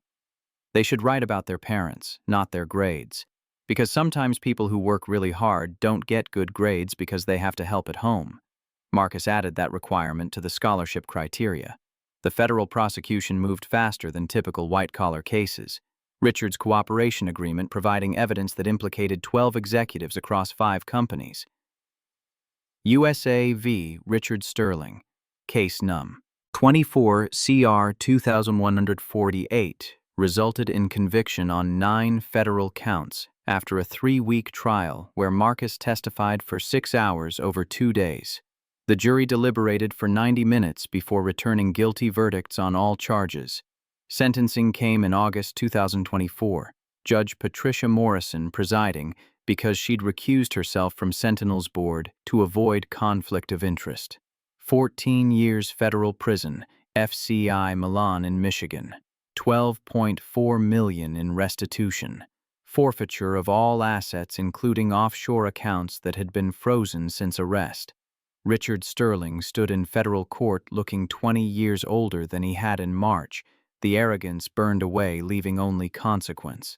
His statement to the court was brief and meaningless. Apology without understanding sprinkled with self-pity about how one mistake had ruined his life. Marcus attended sentencing with Diana and listened to Richard minimize systematic fraud as a mistake. Years of deliberate theft reframed as poor judgment. He wanted to stand up and correct the record, but James Reeves had advised against it. Let the judge handle it. Patricia Morrison did exactly that. Mr. Sterling, you've characterized your crimes as mistakes. But the evidence shows 6 years of premeditated fraud, racism, and abuse of power. You didn't make errors. You built systems designed to steal from others while enriching yourself. Her voice carried the weight of 3 decades dispensing justice. 14 years is not punishment for mistakes. It's accountability for choices. I hope you use that time to understand the difference. Gerald Hoskins got 6 years for conspiracy and $2.1 million restitution. Vanessa Kim avoided prison through her cooperation agreement, 2 years probation and $250,000 in fines. The civil rights investigation expanded beyond Sentinel. DOJ consent decree, establishing 7-year federal oversight across multiple companies where the fraud network had operated. 73 families received compensation from the settlement fund, average payout of $127,000 per family. Marcus noticed the number matched his bank balance the day he'd started fighting, the universe apparently having a sense of irony about how much it cost to buy dignity. The investigation recovered $43 million total across all 5 companies. Funds distributed to wrongfully terminated employees, discriminated workers, and unpaid innovators whose contributions had been systematically erased. Fortune magazine ran a cover story, The Invisible Architect, How One Man's Fight Changed Corporate America. The article detailed Marcus's journey from senior systems architect to maintenance worker to federal witness to CTO, framing it as American redemption narrative about individual courage overcoming institutional failure. 340 companies nationwide adopted variations of the Powell Accountability Framework, Sentinel's policies becoming industry standard for innovation attribution, family flexibility, and whistleblower protection. The framework required transparent documentation of who created what, guaranteed schedule flexibility for caregivers regardless of level, and established external oversight for discrimination complaints. 18 months after the board meeting that changed everything, Marcus stood in his office watching Detroit transform from winter to spring, ice breaking up on the river and construction cranes sprouting like urban flowers across the skyline. Sentinel Technologies had survived the scandal, employee retention at 96% compared to industry average of 71%. The company recruited talented people who wanted to work somewhere that valued integrity over expediency. His calendar showed meetings with technical teams, strategy sessions with Paul about Q2 projections, interviews for new engineering positions that didn't require suppressing identity to demonstrate competence. The work was challenging in ways maintenance never was. Decisions carrying weight that affected hundreds of employees and millions in shareholder value. But he left every day at 3:15 to pick up Zoe from school. The Powell Accountability Framework made that possible not just for him but for 847 employees across the company who used family flexibility provisions in the first year. Nobody got denied schedule changes for caregiving responsibilities. Nobody had to choose between promotion and presence. Nobody became invisible because they prioritized family alongside career. Vivian Hayes had survived the board's pressure to resign, fighting to prove she could rebuild the culture she'd failed to see collapsing around her. She implemented every reform Marcus suggested and added several more: transparency requirements and equity audits and external oversight that made Sentinel a model for corporate accountability. She and Marcus maintained professional distance, the kind of relationship built on shared trauma and mutual respect without crossing into friendship.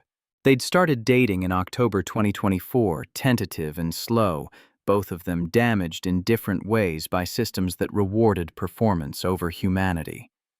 Zoe was warming to her, the careful evaluation 8-year-olds conducted when new people entered their father's life. "Can Miss Vivian come to my science fair?" she'd asked last week, testing boundaries and permissions simultaneously. Marcus had checked with Vivian first, making sure she understood the invitation came from Zoe, not him. "If you want to, I'd be honored." Vivian's response had the careful sincerity of someone who'd learned humility through consequences. The science fair was scheduled for March 27, 2025, exactly 1 year after Marcus resigned and 3 days before the anniversary of the board meeting. Zoe's project explored how speaking truth protected communities, 8-year-old analysis of what happened when her father refused to stay quiet. The display board showed timeline of events from 2019 through 2024, evidence samples appropriately redacted for elementary school audience, results measured in families helped and policies changed and systems reformed. Her conclusion, written in careful cursive, said, "Sometimes the quietest people change the world the loudest, and you should never let anyone make you invisible." The judges awarded first place in social sciences category, Zoe running to Marcus and Vivian with her blue ribbon held high like a trophy. "I won, because you told the truth, baby girl." Marcus lifted her up despite her protest that she was too old for this. "Just like I did. Will things stay changed?" Zoe asked later when they were eating celebration dinner at the same diner they'd gone to the night before the board meeting. "Or will people forget?" "We're going to make sure they don't forget." Marcus looked at Vivian across the table, partnership visible in how they'd both committed to structural change. "Every scholarship we award reminds people. Every policy we enforce reminds people. Every employee who gets to be both parent and professional reminds people." That's a lot of reminding. Zoe's pragmatism was genetic. "It's a lot of work," Vivian agreed. "But your dad taught me that some work is worth doing even when it's hard, especially when it's hard." They drove home through Detroit streets Marcus had known his entire life, the city looking different somehow now that he didn't have to make himself small to survive it. Zoe fell asleep in the back seat, blue ribbon still clutched in her hand, and Marcus thought about invisible people who'd found their voices because he'd found his first. The scholarship fund had awarded 90 students full tuition across 3 years, 30 kids per year whose single parents didn't have to choose between their education and their children's presence. The first cohort was finishing freshman year at Michigan universities, studying engineering and computer science and mathematics, building futures that didn't require sacrificing family.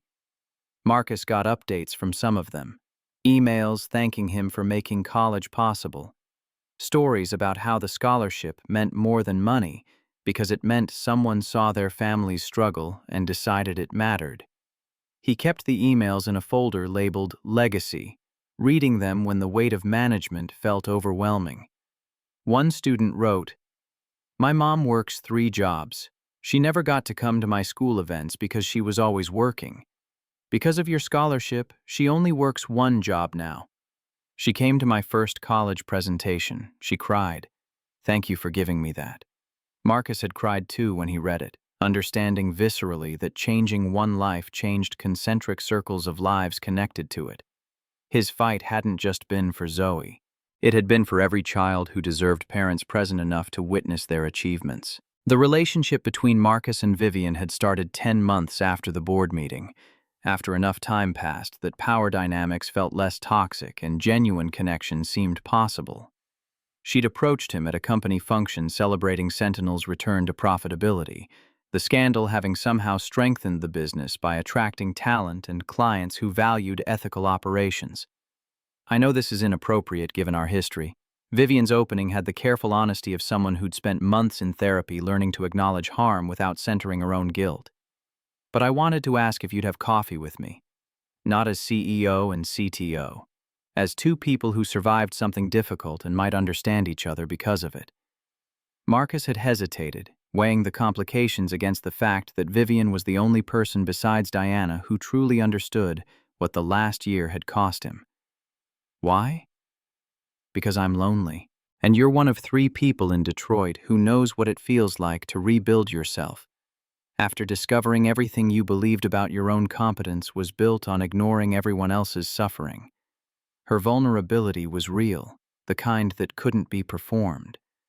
And because I think you might be lonely too, even though you have Zoe and good work and justice.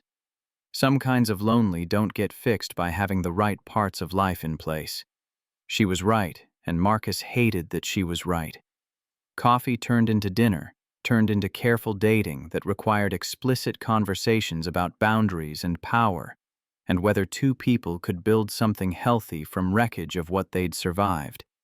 The first time Vivian met Zoe had been planned like a military operation, Marcus coaching his daughter about how Miss Vivian from Daddy's work wanted to meet her but only if Zoe felt comfortable. Zoe had evaluated Vivian with the ruthless assessment children deployed when adults entered their carefully constructed safety. "Are you the lady who fired my dad?" Direct questions were Zoe's preferred strategy. "Yes. I made a terrible mistake because I believed lies instead of investigating truth."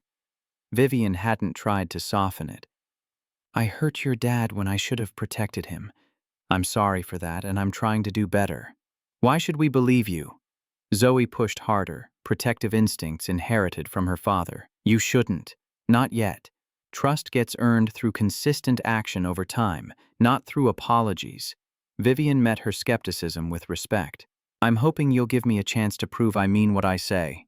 But that's your choice and your dad's choice, not mine." The honesty had disarmed Zoe enough to allow supervised visits, boundaries slowly relaxing as Vivian demonstrated reliability. She showed up when she said she would.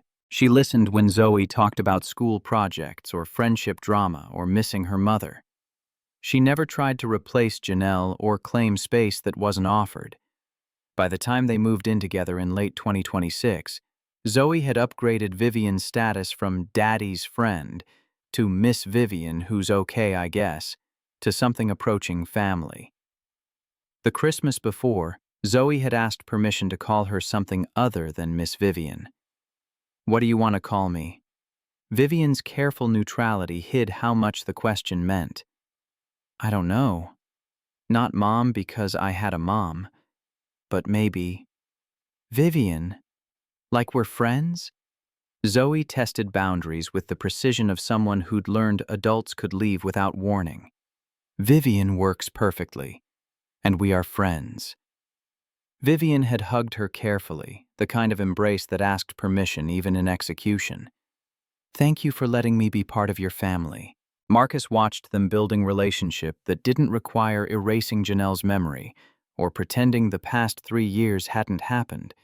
It was messy and slow and sometimes painful when old wounds got reopened by current conflicts. But it was real in ways that mattered more than easy. Congress invited Marcus to testify before the House Committee on Workforce Equity in November 2026. He sat at the witness table in a suit that actually fit, representing not just himself, but every invisible person who'd been erased by systems that valued profit over humanity. Dignity isn't a luxury reserved for executives and shareholders. Marcus read from prepared testimony Diana had helped him write. It's a fundamental right that belongs to every person who contributes labor and expertise to organizational success. Workers shouldn't have to choose between paychecks and parenthood, between career advancement and caregiving responsibilities, between speaking truth and keeping employment. The committee members asked questions ranging from thoughtful to performative, Republicans and Democrats both trying to claim ownership of family values while avoiding specific policy commitments. But the testimony generated enough bipartisan interest that a bill got introduced. Family Care Workplace Equity Act, bipartisan-sponsored legislation requiring schedule flexibility protections and prohibiting retaliation against employees requesting family accommodation. Representative Johnson from Texas, Republican who'd voted against every family leave proposal for a decade, leaned forward. Mr. Powell, with respect, didn't you choose to demote yourself? How is that the company's fault?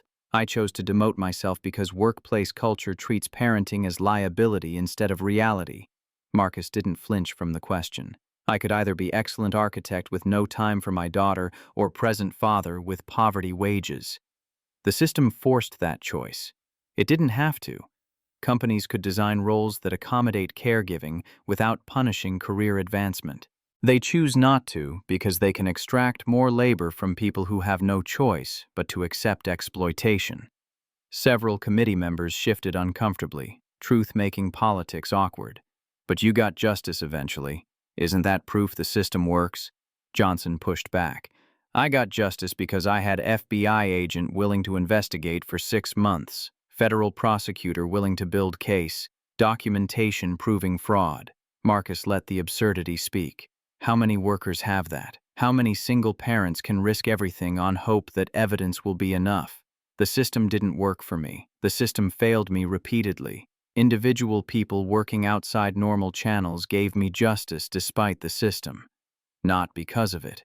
Representative Morrison from Ohio, Democrat sponsoring the Family Care Workplace Equity Act, redirected toward policy. What would have prevented your situation? Mandatory schedule flexibility for caregiving. Protected by law, not company discretion. Marcus had thought about this for 3 years. Whistleblower protections for IP theft and discrimination complaints. Transparent attribution requirements for intellectual work. Penalties for companies that retaliate against employees requesting family accommodation. The Powell Accountability Framework that 340 companies adopted voluntarily needs to be federal requirement, not optional best practice. The hearing continued for 90 minutes, representatives from both parties asking questions ranging from thoughtful to performative. Marcus maintained composure through all of it, refusing to let political theater diminish the substance of what he'd survived. At the end, Representative Diana Chen asked final question. Mr. Powell, your daughter Zoe is in the gallery today. What do you want her to learn from your experience? I want her to learn that being visible is dangerous, but being invisible is death. Marcus looked up at Zoe, watching from above. I want her to learn that speaking truth protects more people than staying silent, even when silence feels safer. I want her to learn that dignity isn't negotiable, that work matters, but family matters more. That systems only change when individuals decide comfort isn't worth complicity. He paused, letting the words settle. And I want her to learn that her father fought for her future by refusing to accept that the present required choosing between parenting and surviving. Because she deserves a world where those aren't opposing choices. Every child does. The gallery erupted in applause before the chairman could gavel for order. Ordinary people who'd come to watch government in action recognizing truth when they heard it. The Family Care Workplace Equity Act passed committee in September 2027 with bipartisan support, unusual in era of partisan gridlock. The bill required schedule flexibility protections for caregiving, prohibited retaliation against employees requesting family accommodation, established federal oversight for discrimination complaints, and mandated transparent attribution for intellectual property. It stalled in full House for 6 months while lobbyists from business groups argued that federal mandates would destroy flexibility and harm economic competitiveness. Marcus watched the legislative process grind forward with the slow inevitability of systems that resisted change even when change was obviously necessary. He testified twice more, once at Senate hearing and once at press conference Representative Chen organized to maintain pressure on leadership. Each appearance refined his message, stripping away everything except core truth. Workers shouldn't have to choose between paychecks and parenthood. The bill finally passed House in March 2028, 14 months after his initial testimony. Senate approval came 3 months later after amendments weakened some provisions but preserved essential protections. President signed it into law in July 2028 with Marcus and Zoe invited to attend ceremony in Rose Garden. Because of your courage, millions of workers will have protections you had to fight for. The president shook Marcus's hand for cameras, political moment that felt both meaningful and performative. Your daughter can grow up knowing her father changed America. Marcus smiled for the photographs and felt the weight of expectations that came with being symbol instead of just person. The law was imperfect compromise, better than nothing but worse than necessary. Implementation would require enforcement mechanisms that might not survive future administrations. But it existed.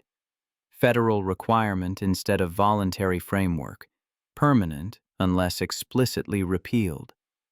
After the ceremony, walking through D.C. humidity toward their hotel, Zoe asked question that had been building. Daddy, are you done now? Like, did you win enough that we can be normal? Define normal. Marcus smiled at the impossibility of her request. Like you're just my dad who works at a tech company, not the guy who everyone wants to talk to about discrimination and policy and being brave. Zoe's frustration was valid. I want you to just be daddy again. I am just daddy. The rest is noise that comes with having fought publicly instead of privately. Marcus understood her desire for ordinary life. But baby girl, there's no going back to invisible. Once people see you, they don't unsee you. The question is whether we use that visibility to help others or whether we retreat into privacy and pretend it's enough. Can't we do both? Zoe wanted permission to be tired of being the daughter of someone famous for surviving. We can try. Marcus pulled her close while they walked. I'll say no to more interviews. I'll focus on work and family instead of speaking tours and congressional testimony.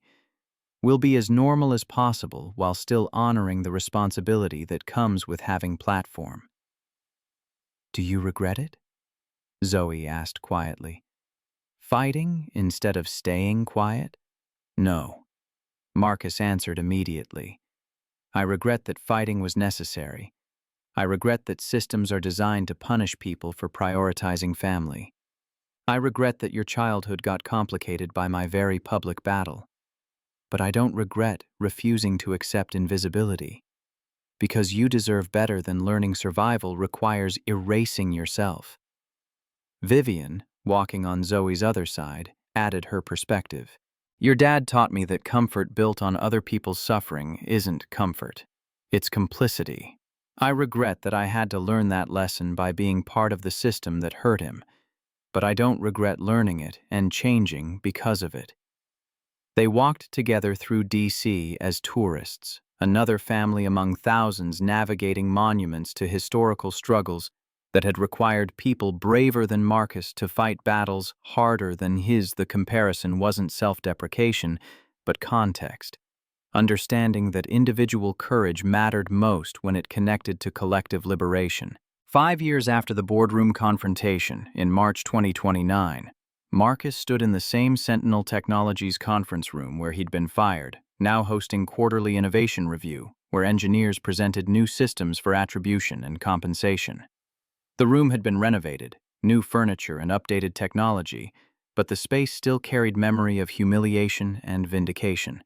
The Powell Accountability Framework had evolved beyond its original implementation, becoming standard practice not just at Sentinel but across tech industry. Professional organizations used it as model for ethical innovation management. Business schools taught case studies analyzing how individual courage combined with systemic reform to prevent future abuse. Marcus's role had expanded beyond CTO, board position giving him influence over company direction and culture. He used that influence to ensure Sentinel stayed committed to principles that had emerged from crisis, refusing to let success create complacency about equity. The scholarship fund bearing Janelle's name had grown beyond Marcus's initial $2 million endowment, matching donations from Sentinel and other companies, increasing annual distribution to 50 students per year. 250 students over 5 years, all children of single parents who now had educational opportunities that didn't require family sacrifice. The 340 companies that had adopted the framework reported outcomes that validated its effectiveness. Discrimination complaints dropped 73% on average within 18 months. Employee retention improved by double digits. Productivity increased because workers who didn't have to hide caregiving responsibilities could focus on work when they were working instead of managing crises in secret. The data proved what Marcus had known from experience. Treating workers as whole humans instead of labor units benefited everyone, including shareholders who supposedly lost when equity got prioritized. Industry publications ran retrospectives on the Sentinel scandal and its aftermath. Business journalism analyzing how one company's crisis had sparked industry-wide transformation. Harvard Business Review case study examined the Powell Accountability Framework as model for ethical leadership. Forbes named Marcus one of most influential tech executives under 40, recognition that felt surreal for someone who'd been ignored in maintenance uniform 5 years earlier. He declined most awards and speaking invitations, maintaining boundaries Zoe had requested about being normal. But he accepted invitation to speak at MIT's graduation ceremony in May 2029, his alma mater wanting him to address graduating class about ethics and courage in industry that often valued profit over principle. The speech was brief and honest, Marcus standing at podium where he'd received his master's degree 17 years earlier, speaking to students who might face similar choices about whether to fight systems or accommodate them. They'll tell you merit matters most, that hard work guarantees advancement, that systems reward excellence regardless of who produces it. His voice carried across a crowd of graduates and families who'd invested years and fortunes in education meant to guarantee success.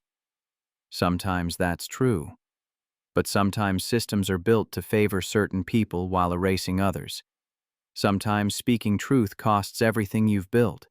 Sometimes fighting for dignity requires risking security you can't afford to lose.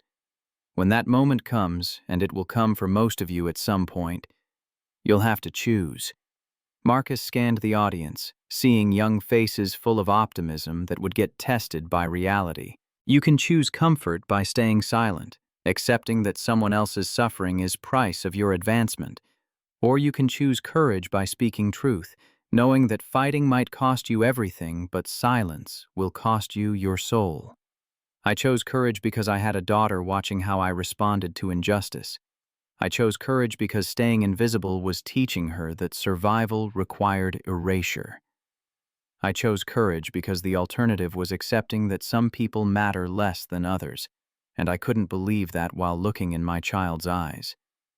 You're not choosing between principles and survival. You're choosing what kind of world you're building for people who come after you. Choose truth. Choose courage. Choose to be seen even when invisibility feels safer. Because the world doesn't change from people making safe choices. It changes from people deciding that protecting the next generation matters more than protecting their own comfort. Standing ovation lasted 4 minutes. Young people who maybe understood or maybe didn't. That moral clarity was easy in commencement speeches, much harder in boardrooms where careers hung on silence. Zoe's 15th birthday arrived in May 2032 with the kind of teenage complexity that made Marcus nostalgic for 7-year-old directness. She wanted a party with friends from school, normal celebration that didn't reference her father's public history or the scholarship bearing her mother's name, or the fact that congressional representatives still occasionally called asking for families' input on workforce policy. The party happened at their house in Sherwood Forest, 15 teenagers consuming pizza and cake while music Marcus didn't recognize played too loud. He and Vivian chaperoned from the kitchen, present but not intrusive, letting Zoe have space to be normal teenager instead of daughter of someone significant. Vivian had officially become family 2 years earlier in June 2030, small wedding ceremony that honored Janelle's memory while celebrating new beginning. Zoe served as maid of honor, her toast bringing tears with its careful balance of honoring her mother while welcoming Vivian into permanent position. I used to worry that loving Vivian meant forgetting Mom. Zoe had stood at reception addressing 60 guests, but Dad taught me that hearts expand. They don't divide. Mom's love lives in me always, and Vivian's love gives me different things I need now. I'm lucky to have had 2 women who love me enough to want me to thrive. The marriage worked because both Marcus and Vivian had done hard work of examining their own failures and committing to different patterns. Vivian had spent years in therapy processing how power had made cruelty easy, how she'd chosen comfort of assumptions over difficulty of seeing. Marcus had worked through how survival mode had taught him to accept less than he deserved, how invisibility had become identity instead of strategy. Together, they built relationship based on honest reckoning with past harm and ongoing commitment to equity in domestic space. They split household labor equitably. They made decisions jointly, including Zoe, in age-appropriate ways. They attended couples therapy monthly to maintain skills that didn't come naturally to people trained by patriarchy and capitalism to compete instead of collaborate. It wasn't perfect, but it was real. Partnership that acknowledged damage while refusing to let damage define future. Watching Zoe laugh with her friends, Marcus felt grateful for ordinary moments that 5 years ago had seemed impossible. The legal battles were over. The congressional testimony was complete. The scholarship fund was established with governance structure that would continue after he died. The policy framework was law instead of suggestion. He'd won. Not completely, never completely, but enough that breathing didn't require constant vigilance against next attack. Vivian leaned against him, comfortable silence between people who'd earned each other's trust through consistency across years. "You did good, Marcus Powell. We did good," he corrected, refusing to claim individual credit for collective effort. "You changed Sentinel's culture. Diana prosecuted the criminals and then wrote better law. Paul and Sharon implemented reforms. Zoe inspired the research that proved framework effectiveness. I just refused to stay quiet when staying quiet was killing me." "That's not small." Vivian kissed his cheek. Refusing to accept invisibility gave everyone else permission to be seen. That's leadership, even if you don't want the title. One of Zoe's friends approached, asking if they could watch a movie in the basement. Permission request that felt beautifully mundane. Marcus agreed, and the teenagers migrated downstairs, noise level dropping to manageable volume. "Do you still think about Richard Sterling?" Vivian asked, questions she'd been building toward. "Sometimes." Marcus was honest, not with anger anymore, more with curiosity about what makes someone steal from people for years without conscience. He'll get out of prison in 9 years. He'll be 61. I wonder if he'll understand what he did, or if he'll just feel victimized by consequences. Does it matter? Vivian's pragmatism cut through. To him, probably. To me, not really. Whether Richard Sterling achieves moral clarity doesn't change that 73 families got justice, that 340 companies reformed policies, that federal law now protects workers he would have continued exploiting. Marcus thought about impact versus intention. I used to need him to understand. Now I just need the systems to change so the next Richard Sterling can't do what he did. That's growth, Vivian observed. That's exhaustion, Marcus corrected with smile. I'm tired of being the person who has to care about Richard Sterling's redemption. I want to focus on the living, on building rather than fighting, on enjoying my daughter's 15th birthday instead of processing my abuser's psychology. Fair. Vivian accepted the boundary. They stood together in their kitchen listening to teenage laughter from below, life continuing despite and because of everything that had happened. Marcus thought about the maintenance worker he'd been, the systems architect he'd always remained beneath forced invisibility, the CTO and board member he'd become through refusing to accept erasure. All of it was him. All of it mattered. But this moment, standing with his wife in their home while their daughter celebrated with friends, this was what all the fighting had protected. Not the titles or the compensation or the policy changes, the ordinary moments where being seen meant being loved instead of being targeted. 10 years after the boardroom confrontation in March 2034, Marcus Powell gave his final public speech at the dedication ceremony for the Janelle Powell Center for Workplace Equity at Wayne State University. The building would house Research Institute, legal clinic for workers facing discrimination, and training center for companies implementing ethical frameworks. The funding had come from multiple sources: Marcus's own donations, Sentinel Technologies endowment, federal grants awarded to universities studying workplace equity, and contributions from the 340 companies that had benefited from framework implementation. Senator Diana Chen, having won statewide election 2 years earlier, delivered keynote address celebrating how one man's courage had sparked decade of reform. But she wisely turned microphone over to Marcus for closing remarks, understanding that his voice carried authority policymakers couldn't match. 10 years ago, I was invisible. Marcus spoke without notes, words coming from lived experience instead of prepared text. I was maintenance worker whose expertise got stolen, whose family got used as weapon against me, whose dignity got traded for health insurance my daughter needed. I stayed quiet because fighting seemed impossible and silence seemed like survival. But silence wasn't survival. It was slow death. Death of integrity, death of self-respect, death of belief that I deserved basic human dignity. He looked out at audience that included Zoe, now 17 and preparing for college, Vivian, who'd spent decade proving transformation was possible, former colleagues who'd supported him, students who'd received scholarships, workers who'd benefited from policy changes. So, I fought. Not because I was brave, but because I was desperate. Not because I had great plan, but because staying invisible was teaching my daughter that being small was how you stayed safe. And I couldn't live with her learning that lesson. Marcus paused, letting the admissions settle. I got lucky. I had FBI agent willing to investigate, colleagues willing to risk their careers to provide evidence, prosecutor willing to build case, daughter who gave me reason to keep fighting when giving up felt easier. Most workers don't get that lucky. Most workers fight alone and lose. That's why this center matters.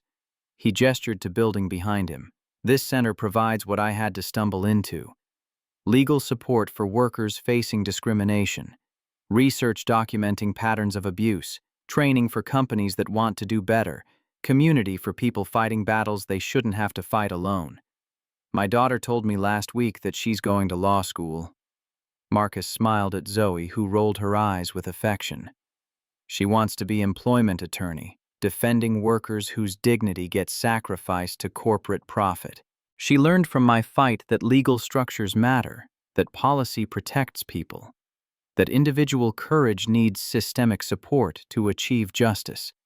He looked at Janelle's name carved in stone above the entrance, memorial to women who'd never seen their daughter grow into person, who'd inherited her mother's conviction that healing required fighting for those who couldn't fight for themselves.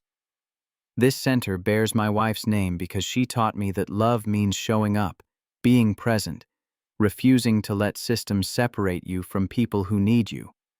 She died because someone chose to drive drunk, choice that destroyed our family. But her legacy lives in this building, in the scholarship that helped 250 students, in the daughter she raised for 3 years who's now preparing to continue the fight. Marcus concluded with words he'd been building toward for decades. I used to think being visible was dangerous. And it is. Visibility makes you target, makes you responsible, makes it impossible to hide when systems demand sacrifice. But invisibility is death. Not dramatic death, but erosion of everything that makes you human. So I chose visibility. I chose fighting. I chose speaking truth even when truth cost everything I'd built. And because I chose that, 73 families got justice. 340 companies reformed policies. Federal law protects millions of workers. This center will support thousands more. That's not individual heroism. That's collective liberation. What happens when one person's courage gives permission for everyone else to be seen? Be seen. Refuse to let systems make you small. Fight for dignity like your children are watching, because they are. And when you win, build institutions like this one that make the next fight easier for people who come after you. Standing ovation began before he finished, audience recognizing that leadership wasn't about titles, but about transforming personal struggle into collective advancement. Zoe Powell graduated from University of Michigan in May 2039, 15 years after her father's boardroom confrontation, undergraduate degree in political science with honors thesis, analyzing relationship between workplace equity legislation and economic productivity. She'd been accepted to 3 law schools, choosing Michigan law because staying in state meant staying connected to community that had supported her family. Marcus and Vivian sat in the stands at Michigan Stadium watching 20,000 graduates process while military band played pomp and circumstance.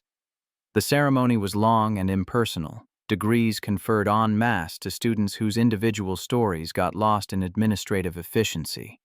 But when Zoe walked across stage accepting her diploma, Marcus felt the weight of everything that had made this moment possible. Janelle dying young, his forced demotion and systematic discrimination, Richard Sterling's greed and cruelty, Diana Chen's investigation, and Paul Martinez's recordings, and Sharon Liu's documentation, the board meeting where truth mattered more than power, the federal prosecution and congressional testimony and policy reforms that emerged from one family's refusal to accept erasure. All of it culminated in this moment, his daughter educated without requiring family sacrifice, prepared to fight for others the way he'd fought for her. After the ceremony, walking across campus toward their car, Zoe asked a question that felt like passage of responsibility. Dad, when do I get to just be lawyer instead of your daughter? Like, when does your story stop defining mine? When you write your own story that matters more than mine? Marcus understood her need for independent identity. My fight gave you foundation. What you build on that foundation is yours. You can be employment attorney who happens to be my daughter, or you can be Zoe Powell who uses her platform to continue justice work. Either way, you get to choose. What if I choose boring corporate law that pays well but doesn't change anything? Zoe tested boundaries, seeing if his principles had limits. Then I'd be disappointed, but I'd still love you, because you're not my legacy project. You're my daughter. Your job is to be happy and fulfilled, not to complete my unfinished work. Marcus meant it. The center bears your mother's name. The scholarship continues regardless of what you choose. The policy framework is law. My work is done. Yours is just beginning, and it belongs to you alone. Vivian added her perspective, having navigated similar questions about identity and legacy. Your dad gave you choice, Zoe. That's the gift. You can fight because you want to, not because you have to. That's what all his sacrifice purchased, the freedom to choose purpose instead of having it forced on you. Zoe nodded slowly, processing the permission to diverge. Okay, then I choose to fight. Not because you did, but because I can't watch other people suffer through systems we know how to fix. I'll be employment attorney. I'll defend workers. I'll continue the work. But I'll do it my way, using my methods, building my own legacy. That's all I ever wanted. Marcus hugged her, grateful for daughter who'd inherited his conviction without inheriting his trauma. Your way will be better than mine, because you get to start from foundation. I built instead of from foundation that was destroying me. They walked together through Ann Arbor campus.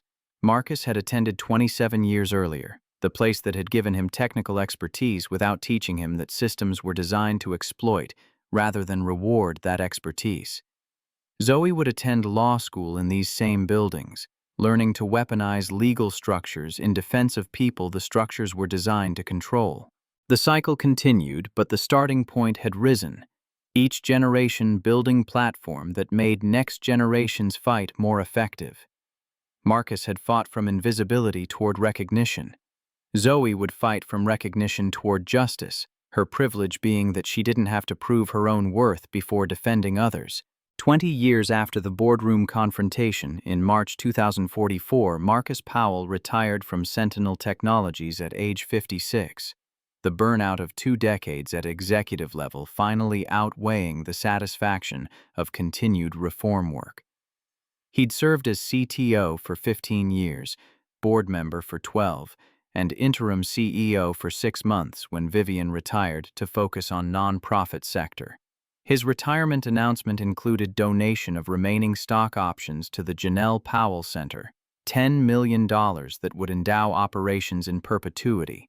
The center had grown beyond original mission, now operating legal clinics in 7 cities, training programs adopted by hundreds of companies, Research Institute publishing studies that informed policy debates nationwide.